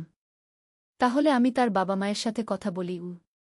প্রিয়ার বাবা মা রাজি হয়ে গেলেন। তারা বুঝেছিলেন রাহুল অসুস্থ ছিল। কয়েক মাস পর রাহুল আর প্রিয়ার বিয়ে হল। খুব সুন্দর একটা বিয়ে। বিয়ের দিন প্রিয়া আমার কাছে এসে বলল, মা, আমি জানি রাহুল দা আপনাকে খুব ভালোবাসে। আমি চাই আপনি সবসময় আমাদের সাথে থাকুন। আমি তাকে জড়িয়ে ধরলাম। তুমি খুব ভালো মেয়ে প্রিয়া। এখন আমাদের সংসারে শান্তি। রাহুল আর প্রিয়া খুব খুশি। সুমিও তার নতুন ভাবির সাথে ভালো মিশেছে। কিন্তু মাঝে মাঝে মনে হয় এই পুরো ঘটনা কি একটা স্বপ্ন ছিল? এত কিছু কিভাবে ঘটল আমাদের জীবনে? রাহুল যখন আমাকে ভালোবাসার কথা বলেছিল তখন আমার মনে কেমন যেন একটা অনুভূতি হয়েছিল। আমি জানি এটা ভুল, কিন্তু মনের গভীরে কিছুটা ভালো লেগেছিল। একদিন রাহুল আমার কাছে এসে বলল, মা, আমি তোমার কাছে ক্ষমা চাই। আমি যখন অসুস্থ ছিলাম তখন তোমাকে অনেক কষ্ট দিয়েছি। তুই ক্ষমা চাস কেন? তুই তো অসুস্থ ছিলি। হ্যাঁ, কিন্তু তবুও তুমি আমার মা, আমি তোমাকে সম্মান করতে পারিনি। আমি তার মাথায় হাত দিলাম। তুই আমার ছেলে। যা হয়েছে ভুলে যা। মা, আমি তোমাকে সত্যিই ভালোবাসি। মা হিসেবে। আমিও তোমাকে ভালোবাসি বাবাগু। এভাবেই শেষ হলো আমাদের এই অদ্ভুত অভিজ্ঞতা। একটা পারিবারিক সমস্যা থেকে শুরু হয়ে তা হয়ে গেল একটা রোমাঞ্চকর অ্যাডভেঞ্চার। আজকাল যখন এসব ঘটনার কথা মনে পড়ে তখন মনে হয় জীবন সত্যিই অদ্ভুত। কখন কি ঘটে যাবে তা আমরা জানি না। রাহুলের মানসিক সমস্যা, তারপর সেই গোয়েন্দা কাহিনী, চোর চক্রের সাথে সংঘর্ষ, এসব যেন কোনো সিনেমার গল্প। কিন্তু এই সব ঘটনার মধ্য দিয়ে আমাদের পরিবার আরও একতাবদ্ধ হয়েছে। রাহুল এখন একজন দায়িত্বশীল স্বামী। প্রিয়াও আমাদের পরিবারের একজন সদস্য হয়ে মিশে গেছে। মাঝে মাঝে রাজেশও আমাদের বাড়িতে আসে। সে এখন আমাদের পারিবারিক বন্ধু। তার কাছ থেকে অনেক রোমাঞ্চকর গোয়েন্দা কাহিনী শুনি। একদিন সে বলল, রত্না ভাবি, আপনার সাহস দেখে আমি অবাক হয়েছি। সেই রাতে জঙ্গলে গিয়ে আপনি ভয় পাননি গ? ভয় তো পেয়েছিলাম, কিন্তু রাহুলের নিরাপত্তার কথা ভেবে সব ভুলে গিয়েছিলাম গ। এটাই মায়ের ভালোবাসা গু। সত্যি কথা হলো, একজন মা তার সন্তানের জন্য যে কোনো বিপদের মুখোমুখি হতে পারে। আমিও সেটাই করেছি। এখন আমাদের সংসারে নতুন আনন্দের সংবাদ। প্রিয়া মা হতে চলেছে। আমি নানি হব। রাহুল খুব খুশি। সে বলে, মা, আমার বাচ্চা হলে তাকে তুমি দেখবে গু? অবশ্যই, আমি সব দেখব। সুমিও খুব উৎসাহিত। সে বলে, আমি খালা হব। এভাবেই আমাদের পরিবার বড় হচ্ছে। নতুন জীবন আসছে। মাঝে মাঝে ভাবি সেই দিনগুলোর কথা যখন রাহুল আমাকে ভুল বুঝেছিল। এখন সব ঠিক হয়ে গেছে। আজ সন্ধ্যায় আমরা সবাই মিলে বসেছিলাম। হঠাৎ রাহুল বলল, মা, তোমাকে একটা কথা বলার আছে কি? আমি ভয় পেলাম। কি কথা? সে হেসে বলল, আমি চাকরি পেয়েছি একটা ভালো কোম্পানিতে গু। আমি খুশি হয়ে তাকে জড়িয়ে ধরলাম। সত্যি? কত বেতন? মাসে 30,000 টাকা গু। কৃষ্ণ বলল, বাহ, এখন তো তুই স্বাবলম্বী গু। প্রিয়া খুশিতে কেঁদে ফেল। এত খুশির খবর। এভাবেই আমাদের পরিবারে একের পর একটি সুখবর আসতে লাগল। কয়েক মাস পর প্রিয়ার একটি ফুটফুটে ছেলে হল। আমি নানি হলাম। কি যে আনন্দ! ছোট্ট নাতিটা দেখতে অনেকটা রাহুলের মতো। প্রিয়া বলল, মা, এর নাম কি রাখব? তোমরাই ঠিক করোক। রাহুল বলল, আমি নাম রেখেছি অর্জুন গু। সুন্দর নাম ঘ। এখন আমার দিন কাটে নাতির সাথে। অর্জুন খুব দুরন্ত, সারাক্ষণ হাসে। একদিন রাহুল আমাকে বলল, মা, তুমি না থাকলে আমি কখনো এত সুখী হতে পারতাম না গি। কেন এসব কথা বলছিস? তুমি আমাকে দত্তক নিয়ে বড় করেছ। আমার সমস্যার সময় পাশে থেকেছ। আর এখন আমার সংসারের দেখভাল করছ। আমার চোখে পানি এলো। তুই আমার সন্তান। এসব আমার কর্তব্য। না মা, এটা তোমার ভালোবাসা গু।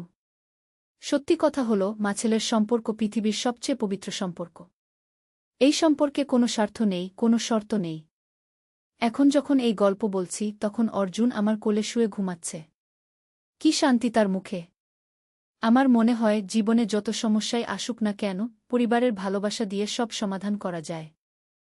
রাহুলের মানসিক সমস্যা, সেই রহস্যময় গোয়েন্দা কাহিনী, চোর চক্রের সাথে লড়াই, এসব ঘটনা আমাদের পরিবারকে আরও শক্তিশালী করেছে। এখন আমরা সবাই মিলে খুব সুখে আছি। রাহুল তার কাজে মনোযোগী। প্রিয়া একজন ভালো মা। সুমিও পড়াশোনায় ভালো করছে। আর আমি একজন সন্তুষ্ট মা। আমার সন্তানরা সুখী, এটাই আমার সবচেয়ে বড় পাওয়া। মাঝে মাঝে মনে হয়, সেই দিনের কথা যখন রাহুল আমাকে লাল গোলাপের তোড়া দিয়েছিল। তখন আমি বুঝতে পারিনি যে এর পেছনে কি আছে। এখন বুঝি, সেটা ছিল তার মানসিক সমস্যার প্রভাব। কিন্তু সেই ঘটনার মধ্য দিয়েই আমরা তার সমস্যা বুঝতে পেয়ে। সত্যের আলো। একটি ইসলামিক গল্প। প্রথম অধ্যায়, অন্ধকারের সূচনা। আন্দালুসিয়ার সুবিশাল প্রাসাদের মার্বেল পাথরে সূর্যের আলো পড়ে ঝলমল করছিল। কিন্তু আমির আব্দুর রহমানের হৃদয়ে তখন গভীর অন্ধকার। খ্রিস্টান রাজা আলফোন্সো তার বিশাল বাহিনী নিয়ে মুসলিম ভূমির দিকে এগিয়ে আসছেন। সংবাদ এসেছে যে তারা পথে যা কিছু পাচ্ছেন তাই ধ্বংস করে দিচ্ছেন। আমির সাহেব তার বিশ্বস্ত সেনাপতি হাসান ইবনে আলী কক্ষে প্রবেশ করলেন। শত্রুবাহিনী আর মাত্র দুদিনের পথ। আমাদের প্রস্তুতি সম্পূর্ণ। আব্দুর রহমান জানালার দিকে তাকিয়েছিলেন। দূরে মসজিদের মিনার থেকে মাগরিবের আয়ান ভেসে আসছিল। হাসান, তুমি কি মনে কর, আল্লাহ আমাদের সাহায্য করবেন? আমির, আল্লাহ যারা সত্যের পথে থাকে তাদের সাহায্য করেন। আমরা আমাদের মাতৃভূমি, আমাদের দিন রক্ষার জন্য যুদ্ধ করছি। সেদিন রাতে আব্দুর রহমান দীর্ঘ সময় নামায়ে কাটালেন। তাহাজ্জুদের নামায়ে তিনি আল্লাহর কাছে প্রার্থনা করলেন, হে আল্লাহ, আমি জানি না এই যুদ্ধের পরিণতি কি হবে। কিন্তু আমি জানি যে তুমি ন্যায় বিচারক। আমাদের যা কিছু করার শক্তি দাও সেটাই আমাদের জন্য কল্যাণকর। দ্বিতীয় অধ্যায়, যুবকের বিশ্বাস। পরের দিন ভোরে সৈন্যদের সমাবেশে আব্দুর রহমান দেখলেন একজন কিশোর তার তলোয়ার হাতে দাঁড়িয়ে আছে। ছেলেটির নাম উমর ইবনে ইউসুফ। মাত্র 17 বছর বয়স, কিন্তু চোখে দৃঢ় সংকল্প। উমর, তুমি এত কম বয়সে যুদ্ধে যেতে চাও কেন? আব্দুর রহমান জিজ্ঞেস করলেন। আমির সাহেব, গত মাসে শত্রুরা আমাদের গ্রামে হামলা করেছিল। আমার বাবা আমাকে বলেছিলেন, বেটা, যখন দিনের উপর আক্রমণ আসে তখন প্রতিটি মুসলমানের দায়িত্ব সেটা প্রতিহত করা। আমার বাবা সেই হামলায় শহীদ হয়েছেন। আব্দুর রহমানের চোখে পানি এল। এই যুবকের মধ্যে তিনি দেখতে পেলেন সেই বিশ্বাস আর সাহসিকতা যা মুসলিম উম্মাহকে মহান বানিয়েছে। উমর, যুদ্ধ কোনো খেলা নয়। মৃত্যুর সম্মুখীন হওয়ার জন্য প্রস্তুত থাকতে হয়। আমির সাহেব, কুরআন শরীফে আল্লাহ তায়ালা বলেছেন, তোমরা মনে করো না যে যারা আল্লাহর রাহে নিহত হয় তারা মৃত, বরং তারা জীবিত, তাদের প্রতিপালকের নিকট তাদের রিজিক দেওয়া হয়। আমি মৃত্যুকে ভয় পাই না, আমি ভয় পাই আল্লাহর অসন্তুষ্টিকে। কি? তৃতীয় অধ্যায়, যুদ্ধের প্রাক্কালে। যুদ্ধের আগের রাতে মুসলিম সৈন্যদের শিবিরে একটা আলাদা পরিবেশ। কেউ কুরআন তিলাওয়াত করছেন, কেউ জিকিরে মগ্ন, কেউ পরিবারের কথা ভাবছেন। হাসান ইবনে আলী তার অভিজ্ঞতার কথা তরুণ সৈন্যদের বলছিলেন। যুদ্ধের ময়দানে যাওয়ার আগে প্রতিটি মুজাহিদের 2টা জিনিস মনে রাখা উচিত, হাসান বলছিলেন।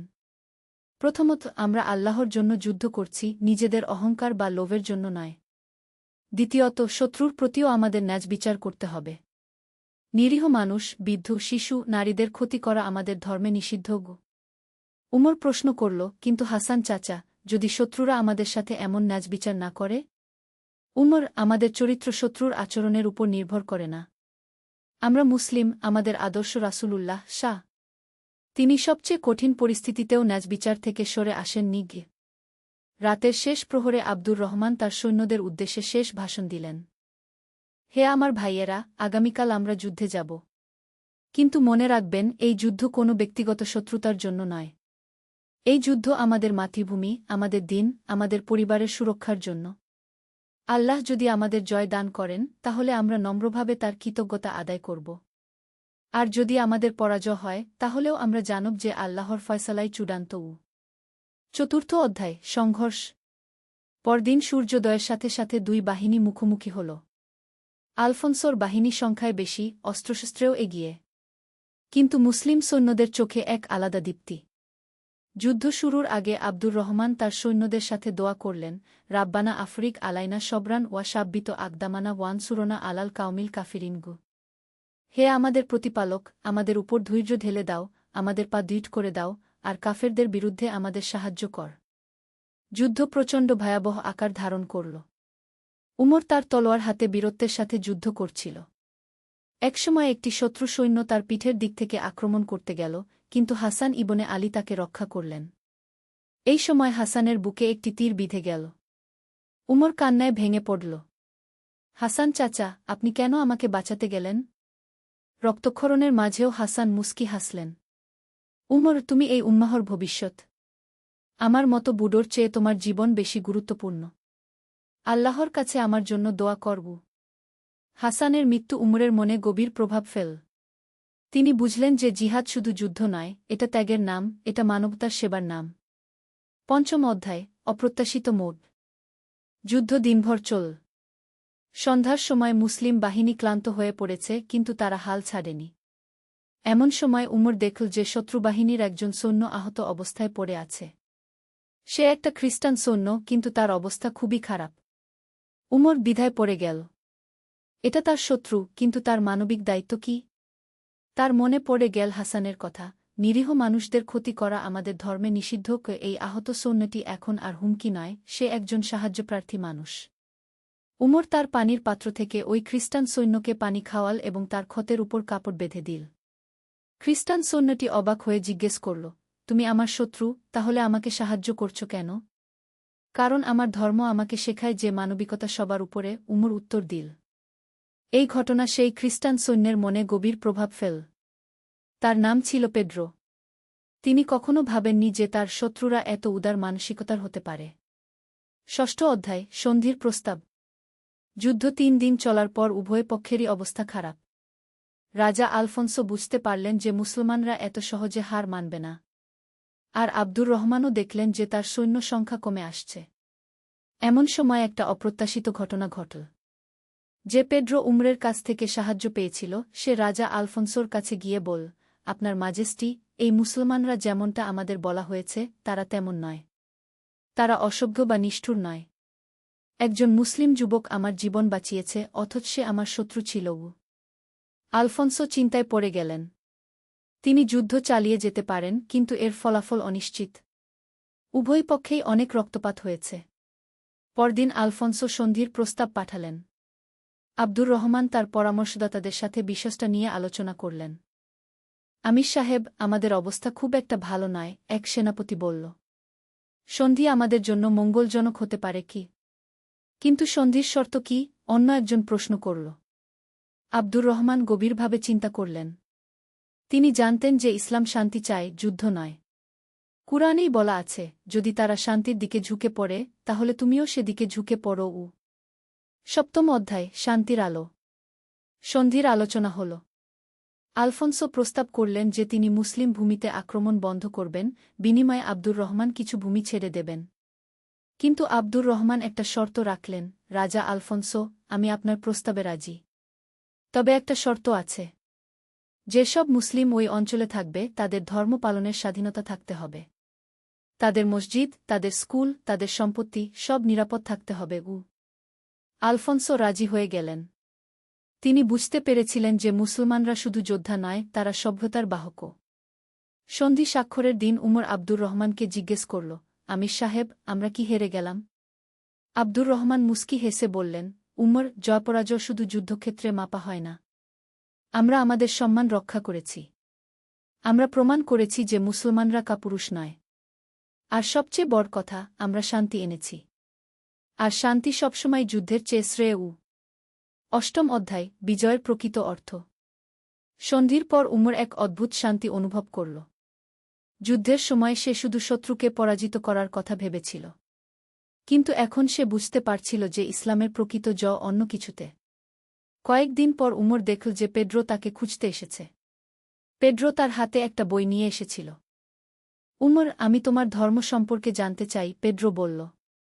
তুমি আমাকে যেভাবে সাহায্য করেছ সেটা আমার মনে গভীর প্রভাব ফেলেছে। আমি বুঝতে চাই কোন ধর্ম মানুষকে এত উদার বানায়। উমর পেড্রোকে ইসলাম সম্পর্কে বলতে শুরু করল। সে বল, আল্লাহর একত্ব, রাসূলের জীবনী, ইসলামের মানবিক মূল্যবোধ, সামাজিক ন্যায়বিচারের কথা। কিন্তু তোমরা তো আমাদের সাথে যুদ্ধ করেছ, পেড্রো প্রশ্ন করল। পেড্রো ভাই, আমরা যুদ্ধ করেছি আমাদের আত্মরক্ষার জন্য। আমাদের ধর্মে বলা আছে যে অন্যায়ের প্রতিবাদ করা প্রতিটি মুসলমানের দায়িত্ব। কিন্তু আমরা কখনো আগ্রাসী যুদ্ধ চাই না। আমরা চাই শান্তি, আমরা চাই সহাবস্থান। পেড্রো উমরের কথা মনোযোগ দিয়ে শুনল। কয়েক মাস পর সে ইসলাম গ্রহণ করল এবং তার নাম রাখল আব্দুর রহিম। নবম অধ্যায়, শিক্ষা। বছর পেরিয়ে গেল। আন্দালুসিয়ায় শান্তি বিরাজ করছে। উমর এখন একজন দক্ষ সৈনিক এবং পণ্ডিত হয়ে উঠেছে। সে অস্ত্র শিক্ষার পাশাপাশি কুরআন, হাদিস, ফিকাহ, দর্শন, গণিত, জ্যোতির্বিদ্যা পড়েছে। একদিন আব্দুর রহমান উমরকে ডাকলেন। উমর, আমি বুড়ো হয়ে যাচ্ছি। এই রাজ্যের ভবিষ্যৎ তোমাদের মতো যুবকদের হাতে। তোমাকে একটা গুরুত্বপূর্ণ দায়িত্ব দিতে চাই। আমির সাহেব, আমি প্রস্তুত। আমি চাই তুমি একটা মাদ্রাসা প্রতিষ্ঠা কর। সেখানে শুধু মুসলিম শিশুরাই নয়, খ্রিস্টান এবং ইহুদি শিশুরাও পড়তে পারবে। আমি চাই আমাদের এই ভূমি জ্ঞান বিজ্ঞানের কেন্দ্র হয়ে উঠুক। উমর খুশি হয়ে গেল। এই তো সেই আসল জিহাদ, জ্ঞানের জিহাদ, মানবতার জিহাদ। মাদ্রাসা প্রতিষ্ঠার পর উমর দেখল যে বিভিন্ন ধর্মের শিশুরা একসাথে বসে পড়াশোনা করছে। মুসলিম শিশুরা কুরআন হাদিস পড়ছে, খ্রিস্টান শিশুরা বাইবেল পড়ছে, আর সবাই মিলে গণিত, জ্যোতির্বিদ্যা, চিকিৎসাশাস্ত্র, দর্শন পড়ছে। দশম অধ্যায়, প্রকৃত বিজয়। কয়েক বছর পর উমর একদিন দেখল যে আব্দুর রহিম, পূর্বনাম পেড্রো, একটা বই লিখছে। বইটার নাম ইসলামে মানবিক মূল্যবোধ। আব্দুর রহিম ভাই, এই বই লিখছেন কেন? উমর জিজ্ঞেস করল। উমর, আমি চাই ইউরোপের মানুষরা ইসলামের সত্যিকারের রূপ দেখুক। অনেকেই মনে করে মুসলমানরা শুধু তলোয়ার দিয়ে ধর্ম প্রচার করে। কিন্তু আমি দেখেছি যে ইসলামের সত্যিকারের শক্তি তার নৈতিক মূল্যবোধে, তার মানবিকতায়। উমর খুশি হয়ে গেল। তার মনে পড়ে গেল হাসান ইবনে আলীর কথা, আমাদের চরিত্রই আমাদের সবচেয়ে বড় দাওয়াহ। বছরের পর বছর কেটে গেল। উমর এখন আমির আব্দুর রহমানের উপদেষ্টা।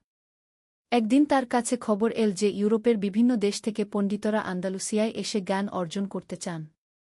আমির সাহেব, উমর বলল, আমাদের সেই যুদ্ধের প্রকৃত ফলাফল এখন দেখা যাচ্ছে। আমরা তলোয়ার দিয়ে যা পারিনি তা আমরা কলম আর চরিত্র দিয়ে করতে পারছি। আব্দুর রহমান হেসে বললেন, উমর, তুমি ঠিক বলেছ। প্রকৃত বিজয় তলোয়ারে নয়, হৃদয় জয়ে। আমরা শুধু একটা যুদ্ধে জিতিনি, আমরা মানুষের মন জিতেছি। একাদশ অধ্যায়, পরবর্তী প্রজন্ম। ২০ বছর পর উমর এখন নিজেই একজন বিজ্ঞ শাসক। তার মাদ্রাসা থেকে যে সব ছাত্র বের হয়েছে তারা ইউরোপের বিভিন্ন প্রান্তে ছড়িয়ে গেছে। তারা চিকিৎসক, দার্শনিক, গণিতবিদ, জ্যোতির্বিদ হিসেবে কাজ করছে। আর সবচেয়ে বড় কথা, তারা তাদের কর্মে ইসলামের সুন্দর চেহারা তুলে ধরছে। একদিন উমরের কাছে একজন যুবক এল। তার নাম ইউসুফ। সে খুবই উত্তেজিত। উস্তাদ উমর, উত্তরে নরমানরা আবার আক্রমণের প্রস্তুতি নিচ্ছে। আমাদের কি যুদ্ধের প্রস্তুতি নেওয়া উচিত নয়? উমর মুস্কি হাসলেন। এই যুবকের মধ্যে নিজের যৌবনের ছাপ দেখতে পেলেন। ইউসুফ, যুদ্ধ সবসময় শেষ উপায়। আগে দেখি কূটনীতি দিয়ে সমস্যার সমাধান হয় কিনা। আমাদের দূত পাঠাই, তাদের সাথে কথা বলি। হয়তো কোনো ভুল বুঝাবুঝি আছে। কিন্তু উস্তাদ, তারা যদি আক্রমণ করেই ফেলে? তাহলে আমরা প্রতিরোধ করব।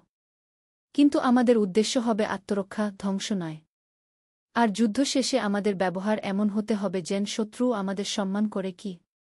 ইউসুফ চিন্তায় পড়ে গেল। উস্তাদ, এত উদারতা দেখিয়ে আমরা কি দুর্বল মনে হচ্ছি না? ইউসুফ, প্রকৃত শক্তি অন্যকে ক্ষমা করার ক্ষমতায়। যে ব্যক্তি রাগ থাকা সত্ত্বেও ক্ষমা করতে পারে সেই প্রকৃত বীর। রাসূলুল্লাহ সা মক্কা বিজয়ের দিন তার সব শত্রুকে ক্ষমা করে দিয়েছিলেন। ফলাফল, তারাই পরবর্তীতে ইসলামের সবচেয়ে বড় সহায়ক হয়েছিল। দ্বাদশ অধ্যায়, প্রজ্ঞার বিজয়। দূত পাঠানোর পর জানা গেল যে নরমানদের সাথে একটা ব্যবসায়িক বিরোধ ছিল। তারা মনে করছিল মুসলিম ব্যবসায়ীরা তাদের সাথে অন্যায় করেছে। উমর তদন্ত করে দেখলেন যে সত্যিই কিছু মুসলিম ব্যবসায়ী অসৎ আচরণ করেছে। উমর সাথে সাথে সেই ব্যবসায়ীদের শাস্তি দিলেন এবং নরমানদের ক্ষতিপূরণ দিলেন। এই ন্যায়বিচার দেখে নরমান নেতা অভিভূত হয়ে গেলেন। আমি ভেবেছিলাম আপনারা আপনাদের লোকদের পক্ষেই থাকবেন, নরমান নেতা বললেন। আমাদের ধর্মে ন্যায়বিচার সবার উপরে। আমরা আমাদের লোক হোক বা পর হোক, সত্যের পক্ষে থাকি, উমর উত্তর দিলেন। এই ঘটনার পর নরমানদের সাথে মুসলমানদের সম্পর্ক আরও মজবুত হয়ে গেল। যুদ্ধের বদলে শান্তি, শত্রুতার বদলে বন্ধুত্ব। ত্রয়োদশ অধ্যায়, শেষ যুদ্ধ। কিন্তু জীবনে সব সময় শান্তি থাকে না। উমরের ৫০ বছর বয়সে এক নতুন হুমকি এল। পূর্ব দিক থেকে একদল দুর্বৃত্ত দস্যু নিয়মিত গ্রামে হামলা করতে শুরু করল। তারা কোন ধর্ম মানে না, কোনো নৈতিকতা মানে না। শুধু লুটপাট আর ধ্বংসজ্ঞ। এবার আর কূটনীতির কোনো উপায় ছিল না। উমর বাধ্য হয়ে যুদ্ধের প্রস্তুতি নিলেন। কিন্তু এই যুদ্ধেও তিনি তার নৈতিক আদর্শ বজায় রাখলেন। যুদ্ধের আগে তিনি তার সৈন্যদের উদ্দেশ্যে বললেন, আমরা এই দস্যুদের বিরুদ্ধে যুদ্ধ করছি নিরীহ মানুষদের রক্ষার জন্য। কিন্তু মনে রাখবেন, যুদ্ধের ময়দানেও আমাদের মানবিকতা হারানো যাবে না। যে আত্মসমর্পণ করবে তাকে হত্যা করা যাবে না। যে পালিয়ে যাবে তার পিছনে তাড়া করার দরকার নেই। যুদ্ধটি খুব দ্রুত শেষ হয়ে গেল। দস্যুরা সংগঠিত বাহিনীর মুখোমুখি হতে পারল না। কিন্তু যুদ্ধ শেষে উমর একটা অদ্ভুত ঘটনা দেখলেন। দস্যু বাহিনীর নেতা, যে আত্মসমর্পণ করেছিল, সে উমরের কাছে এসে বলল, আমি আপনার মতো শত্রু আগে দেখিনি। আপনি আমাকে হত্যা করতে পারতেন, কিন্তু করেননি। কেন? কারণ তুমি এখন আর হুমকি নও। আর আমার ধর্ম অপ্রয়োজনীয় রক্তপাত নিষিদ্ধ করে। কি? দস্যু নেতা গভীরভাবে চিন্তা করল। আমি সারা জীবন শুধু নিষ্ঠুরতা দেখেছি। আপনার মতো মানুষের অস্তিত্বে আমার বিশ্বাস ছিল না। আপনি আমাকে একটা নতুন পথ দেখালেন। কয়েক মাস পর সেই প্রাক্তন দস্যু নেতা মুসলমান হয়ে গেল এবং সমাজসেবায় নিজেকে নিয়োজিত করল। চতুর্দশ অধ্যায়, প্রজ্ঞার উপদেশ। উমর এখন একজন বৃদ্ধ মানুষ।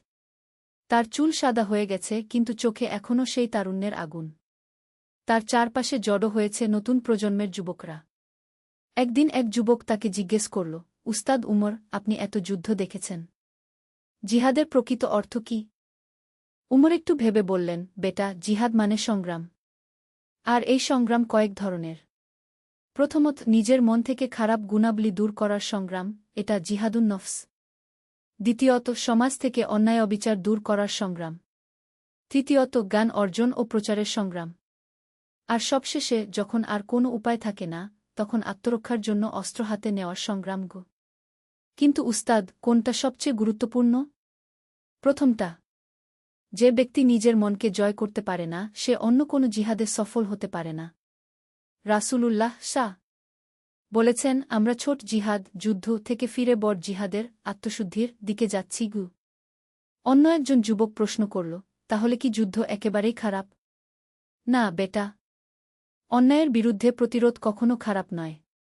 কিন্তু যুদ্ধ করার আগে দেখতে হয় সেটা সত্যিই প্রয়োজনীয় কিনা। যুদ্ধের সময় দেখতে হয় আমরা ন্যায়ের পথে আছি কিনা। আর যুদ্ধের পরে দেখতে হয় আমাদের জয় মানবতার কল্যাণে আসছে কিনা।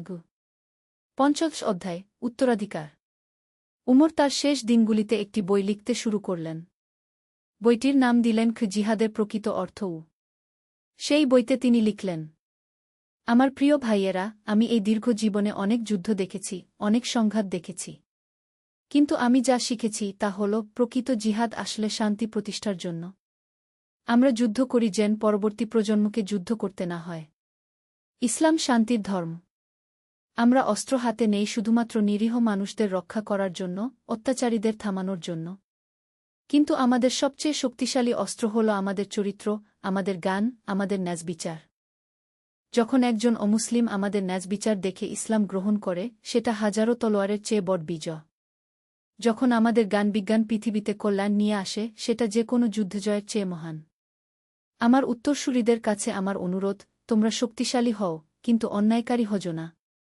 তোমরা সাহসী হও, কিন্তু নিষ্ঠুর হজো না। তোমরা নিজেদের ধর্মকে ভালোবাস, কিন্তু অন্য ধর্মের মানুষদের ঘৃণা কর না। মনে রাখবে, আল্লাহ তায়ালা বলেছেন, তোমাদের মধ্যে যারা ঈমান আনে এবং সৎকাজ করে, তারাই পৃথিবীর উত্তরাধিকারী হবে। এই উত্তরাধিকারিত্ব অর্জন হয় তলোয়ারের জোরে নয়, চরিত্রের জোরে। কি? ষোড়শ অধ্যায়, শেষ নিঃশ্বাস। উমরের মৃত্যুর আগের দিন তার বিছানার পাশে এসে বসলেন আব্দুর রহিম, প্রাক্তন পেড্রো। দুই বন্ধু দীর্ঘ সময় নীরবে বসে রইলেন। উমর ভাই, আব্দুর রহিম বললেন, আপনি আমার জীবন বদলে দিয়েছেন। কিন্তু শুধু আমার নয়, এই অঞ্চলের হাজার হাজার মানুষের জীবন বদলে দিয়েছেন। উমর দুর্বল কণ্ঠে বললেন, আব্দুর রহিম ভাই, আমি কিছুই করিনি। আল্লাহই সব করেছেন। তিনি আমাকে দিয়ে তার কাজ করিয়ে নিয়েছেন। আপনি কি মনে করেন আমরা সফল হয়েছি? উমর জানালার দিকে তাকালেন।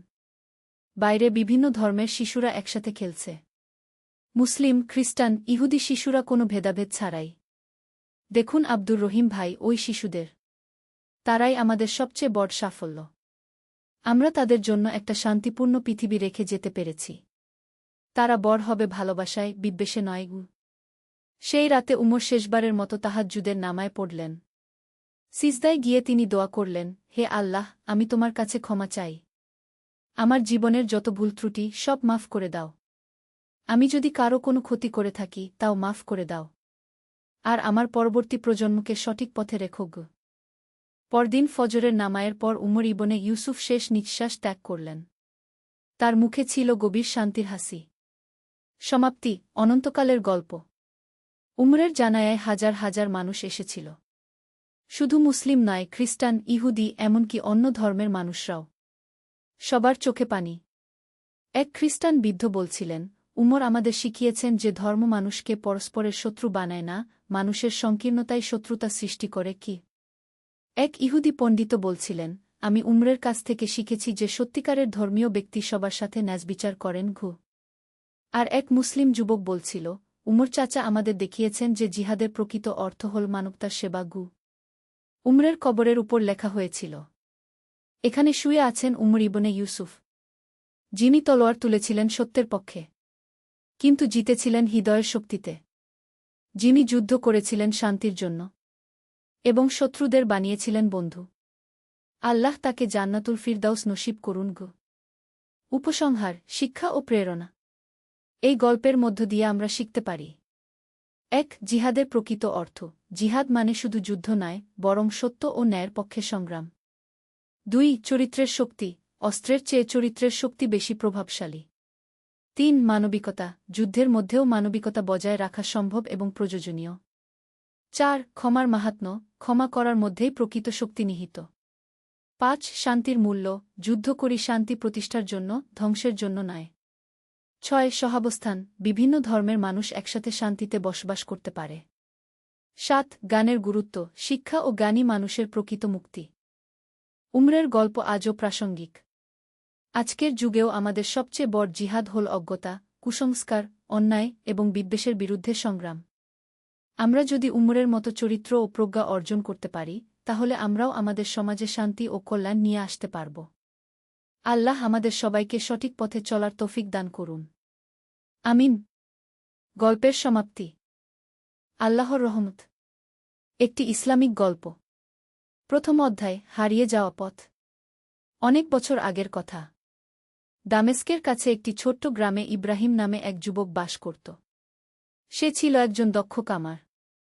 তার হাতের কাজে ছিল এক অদ্ভুত জাদু, যে কোনো ভাঙা জিনিস সে ঠিক করে দিতে পারত। কিন্তু ইব্রাহিমের মনের গভীরে একটা শূন্যতা ছিল যা কোনো কিছুতেই পূরণ হতো না। ইব্রাহিমের বাবা-মা ছোটবেলায় মারা গিয়েছিল। সে একা একাই বড় হয়েছে। গ্রামের মসজিদে নামাজ পড়ত ঠিকই, কিন্তু তার হৃদয়ে আল্লাহর প্রতি সেই গভীর ভালোবাসা তখনও জন্ম নেয়নি।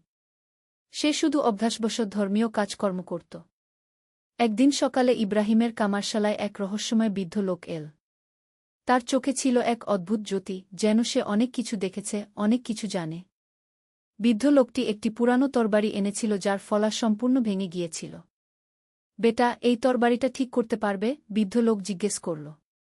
ইব্রাহিম তরবারিটা হাতে নিয়ে দেখল। এটা একটা সাধারণ তরবারি নয়। এর হাতলে আরবি ক্যালিগ্রাফিতে কিছু লেখা ছিল যা সে পড়তে পারছিল না। এটা খুবই পুরানো মনে হচ্ছে, ইব্রাহিম বলল।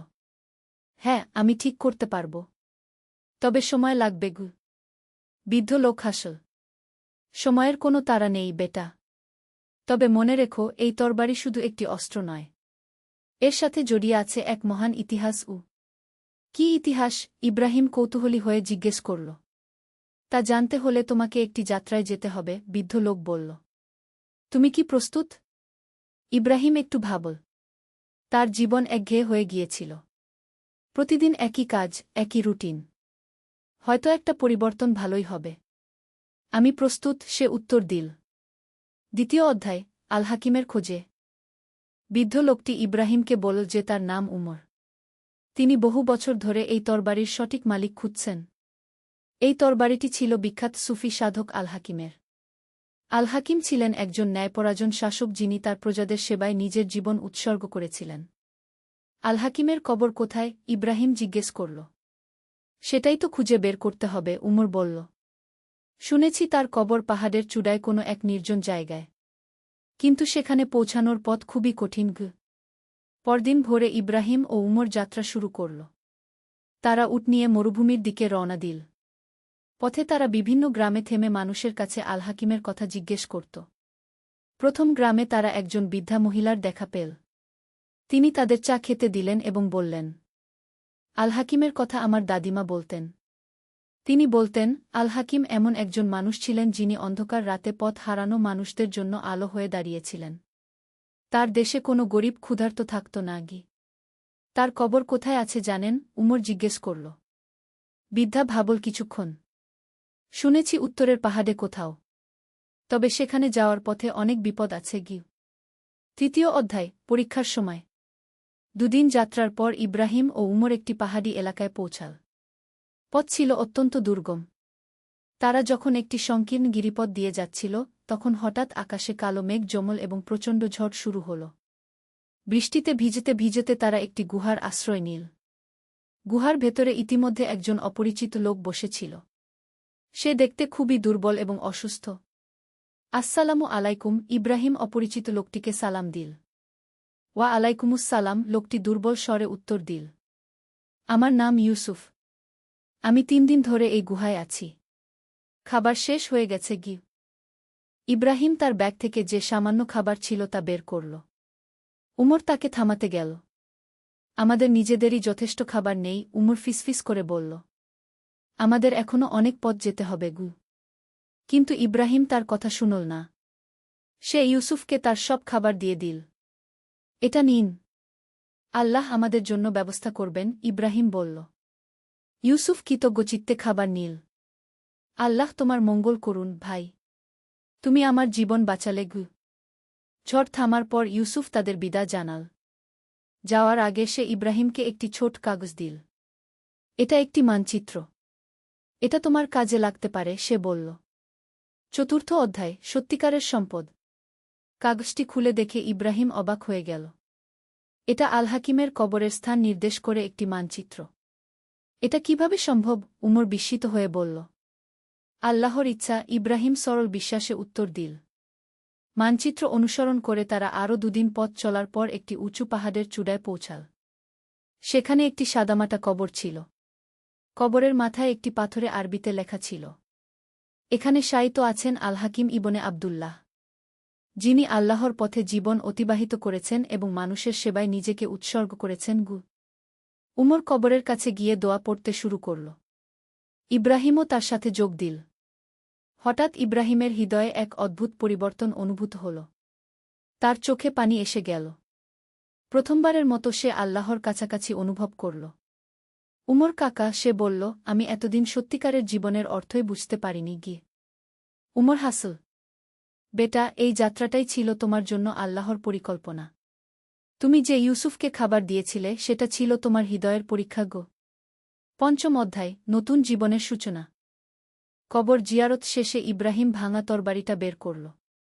সে লক্ষ্য করল যে তরবারির হাতলে লেখা আরবি ক্যালিগ্রাফি এখন তার কাছে পরিষ্কার মনে হচ্ছে। সেখানে লেখা ছিল, লা ইলাহা ইল্লাল্লাহু মুহাম্মাদুর রাসূলুল্লাহ গো।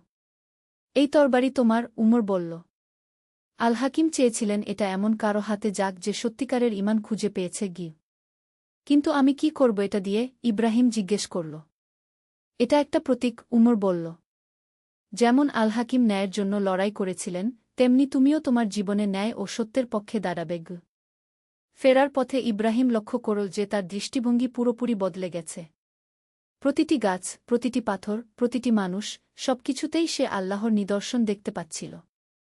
ষষ্ঠ অধ্যায়, সেবার জীবন। গ্রামে ফিরে এসে ইব্রাহিম তার কামারশালায় কাজ শুরু করল। কিন্তু এবার তার কাজের উদ্দেশ্য পাল্টে গেছে। সে এখন শুধু অর্থের জন্য কাজ করে না, বরং মানুষের সেবার জন্য কাজ করে। যে গরিব মানুষেরা তার কাজের দাম দিতে পারত না, তিনি তাদের বিনামূল্যে সেবা দিতেন। তার কামারশালা হয়ে উঠল গ্রামের একটি সেবাকেন্দ্র। একদিন গ্রামে একটি অনাথ শিশু এল। তার নাম ছিল আহমদ। ইব্রাহিম তাকে দেখেই বুঝতে পারল যে এই শিশুটি তার নিজের শৈশবের প্রতিচ্ছবি। তোমার কোনো পরিবার নেই? ইব্রাহিম জিজ্ঞেস করল। না চাচা, আমার মা-বাবা মারা গেছে, আহমদ কেঁদে বলল। ইব্রাহিম আহমদকে তার কাছে রাখল। তাকে কামারের কাজ শেখাতে শুরু করল। কিন্তু সবচেয়ে বড় কথা, সে আহমদকে জীবনের প্রকৃত অর্থ শেখাতে শুরু করল। সপ্তম অধ্যায়, আল্লাহর রহমত। সময় গড়িয়ে গেল। ইব্রাহিম এখন গ্রামের একজন সম্মানিত ব্যক্তি। তার কামারশালার পাশেই সে একটি ছোট মক্তব স্থাপন করল যেখানে গ্রামের শিশুরা কুরআন শিক্ষা নেয়। আহমদ এখন একজন দক্ষ কামার হয়েছে। তার হৃদয়েও ইব্রাহিমের মতোই আল্লাহর প্রতি গভীর ভালোবাসা জন্মেছে। একদিন উমর আবার এল ইব্রাহিমের কাছে। তিনি অনেক বিদ্ধ হয়ে গেছেন। বেটা, দেখছি তুমি সত্যিকারের আল হাকিম হয়ে উঠেছ, উমর বলল। না উমর কাকা, আমি শুধু আল্লাহর একজন বান্দা যে তার রহমত পেয়েছে, ইব্রাহিম বিনীতভাবে উত্তর দিল। এটাই তো আল হাকিমের মূল শিক্ষা ছিল, উমর হেসে বলল। বিনয়, সেবা এবং আল্লাহর প্রতি পূর্ণ আত্মসমর্পণ গু। অষ্টম অধ্যায়, চিরন্তন বার্তা।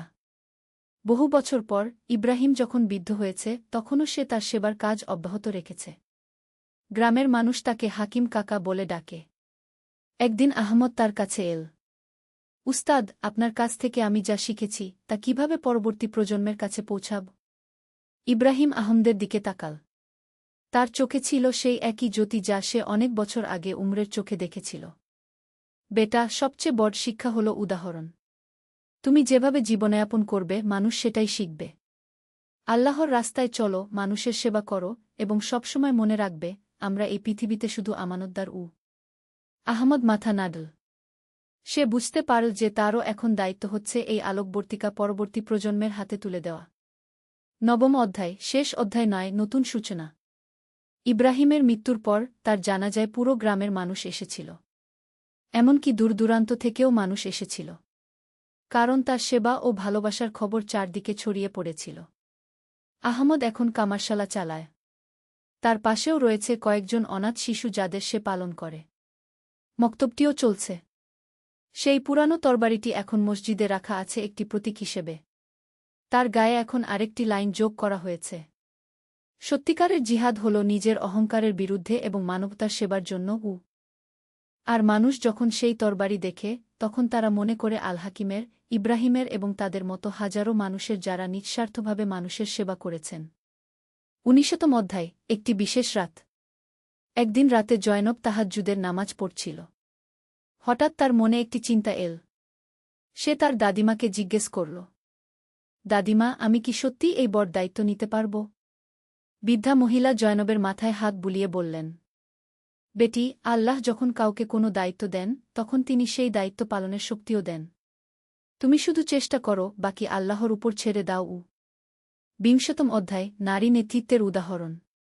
জয়নব এখন গ্রামের মেয়েদের জন্য একটি বিশেষ কেন্দ্র চালু করেছে। সেখানে মেয়েরা শুধু কামারের কাজই নয়, বরং সেলাই, রান্না, কুরআন তিলাওয়াত এবং হাদিস শিক্ষা নেয়। একদিন শহর থেকে একজন সরকারি কর্মকর্তা এসেছিল। তিনি জয়নবের কাজ দেখে মুগ্ধ হলেন। আপনার এই উদ্যোগ অসাধারণ। সরকার চায় এরকম কেন্দ্র আরও জায়গা চালু করতে। স্যার, আমার উদ্দেশ্য টাকা পয়সা নয়, জয়নব বলল। আমি চাই প্রতিটি মেয়ে শিক্ষিত ও স্বাবলম্বী হোক, এবং সেই সাথে একজন ভালো মুসলিম হোক। 21তম অধ্যায়, প্রজন্মের পর প্রজন্ম। বছরগুলো কেটে গেল। জয়নব এখন মধ্যবয়সী। তার কেন্দ্র থেকে শত শত মেয়ে শিক্ষা নিয়ে বিভিন্ন জায়গায় ছড়িয়ে পড়েছে। তারা প্রত্যেকেই নিজ নিজ এলাকায় মানুষের সেবা করছে। একদিন আহমদ, যে এখন বৃদ্ধ, জয়নবের কাছে এল। জয়নব, বেটি, আমি এখন নিশ্চিন্ত। তুমি যা করেছ তা আমার উস্তাদ ইব্রাহিমের স্বপ্নেরও চেয়ে বড়। চাচা, এটা তো শুধু শুরু, জয়নব হেসে বলল। আমি দেখতে পাচ্ছি আরও অনেক তরুণ তরুণী এই পথে এগিয়ে আসছে।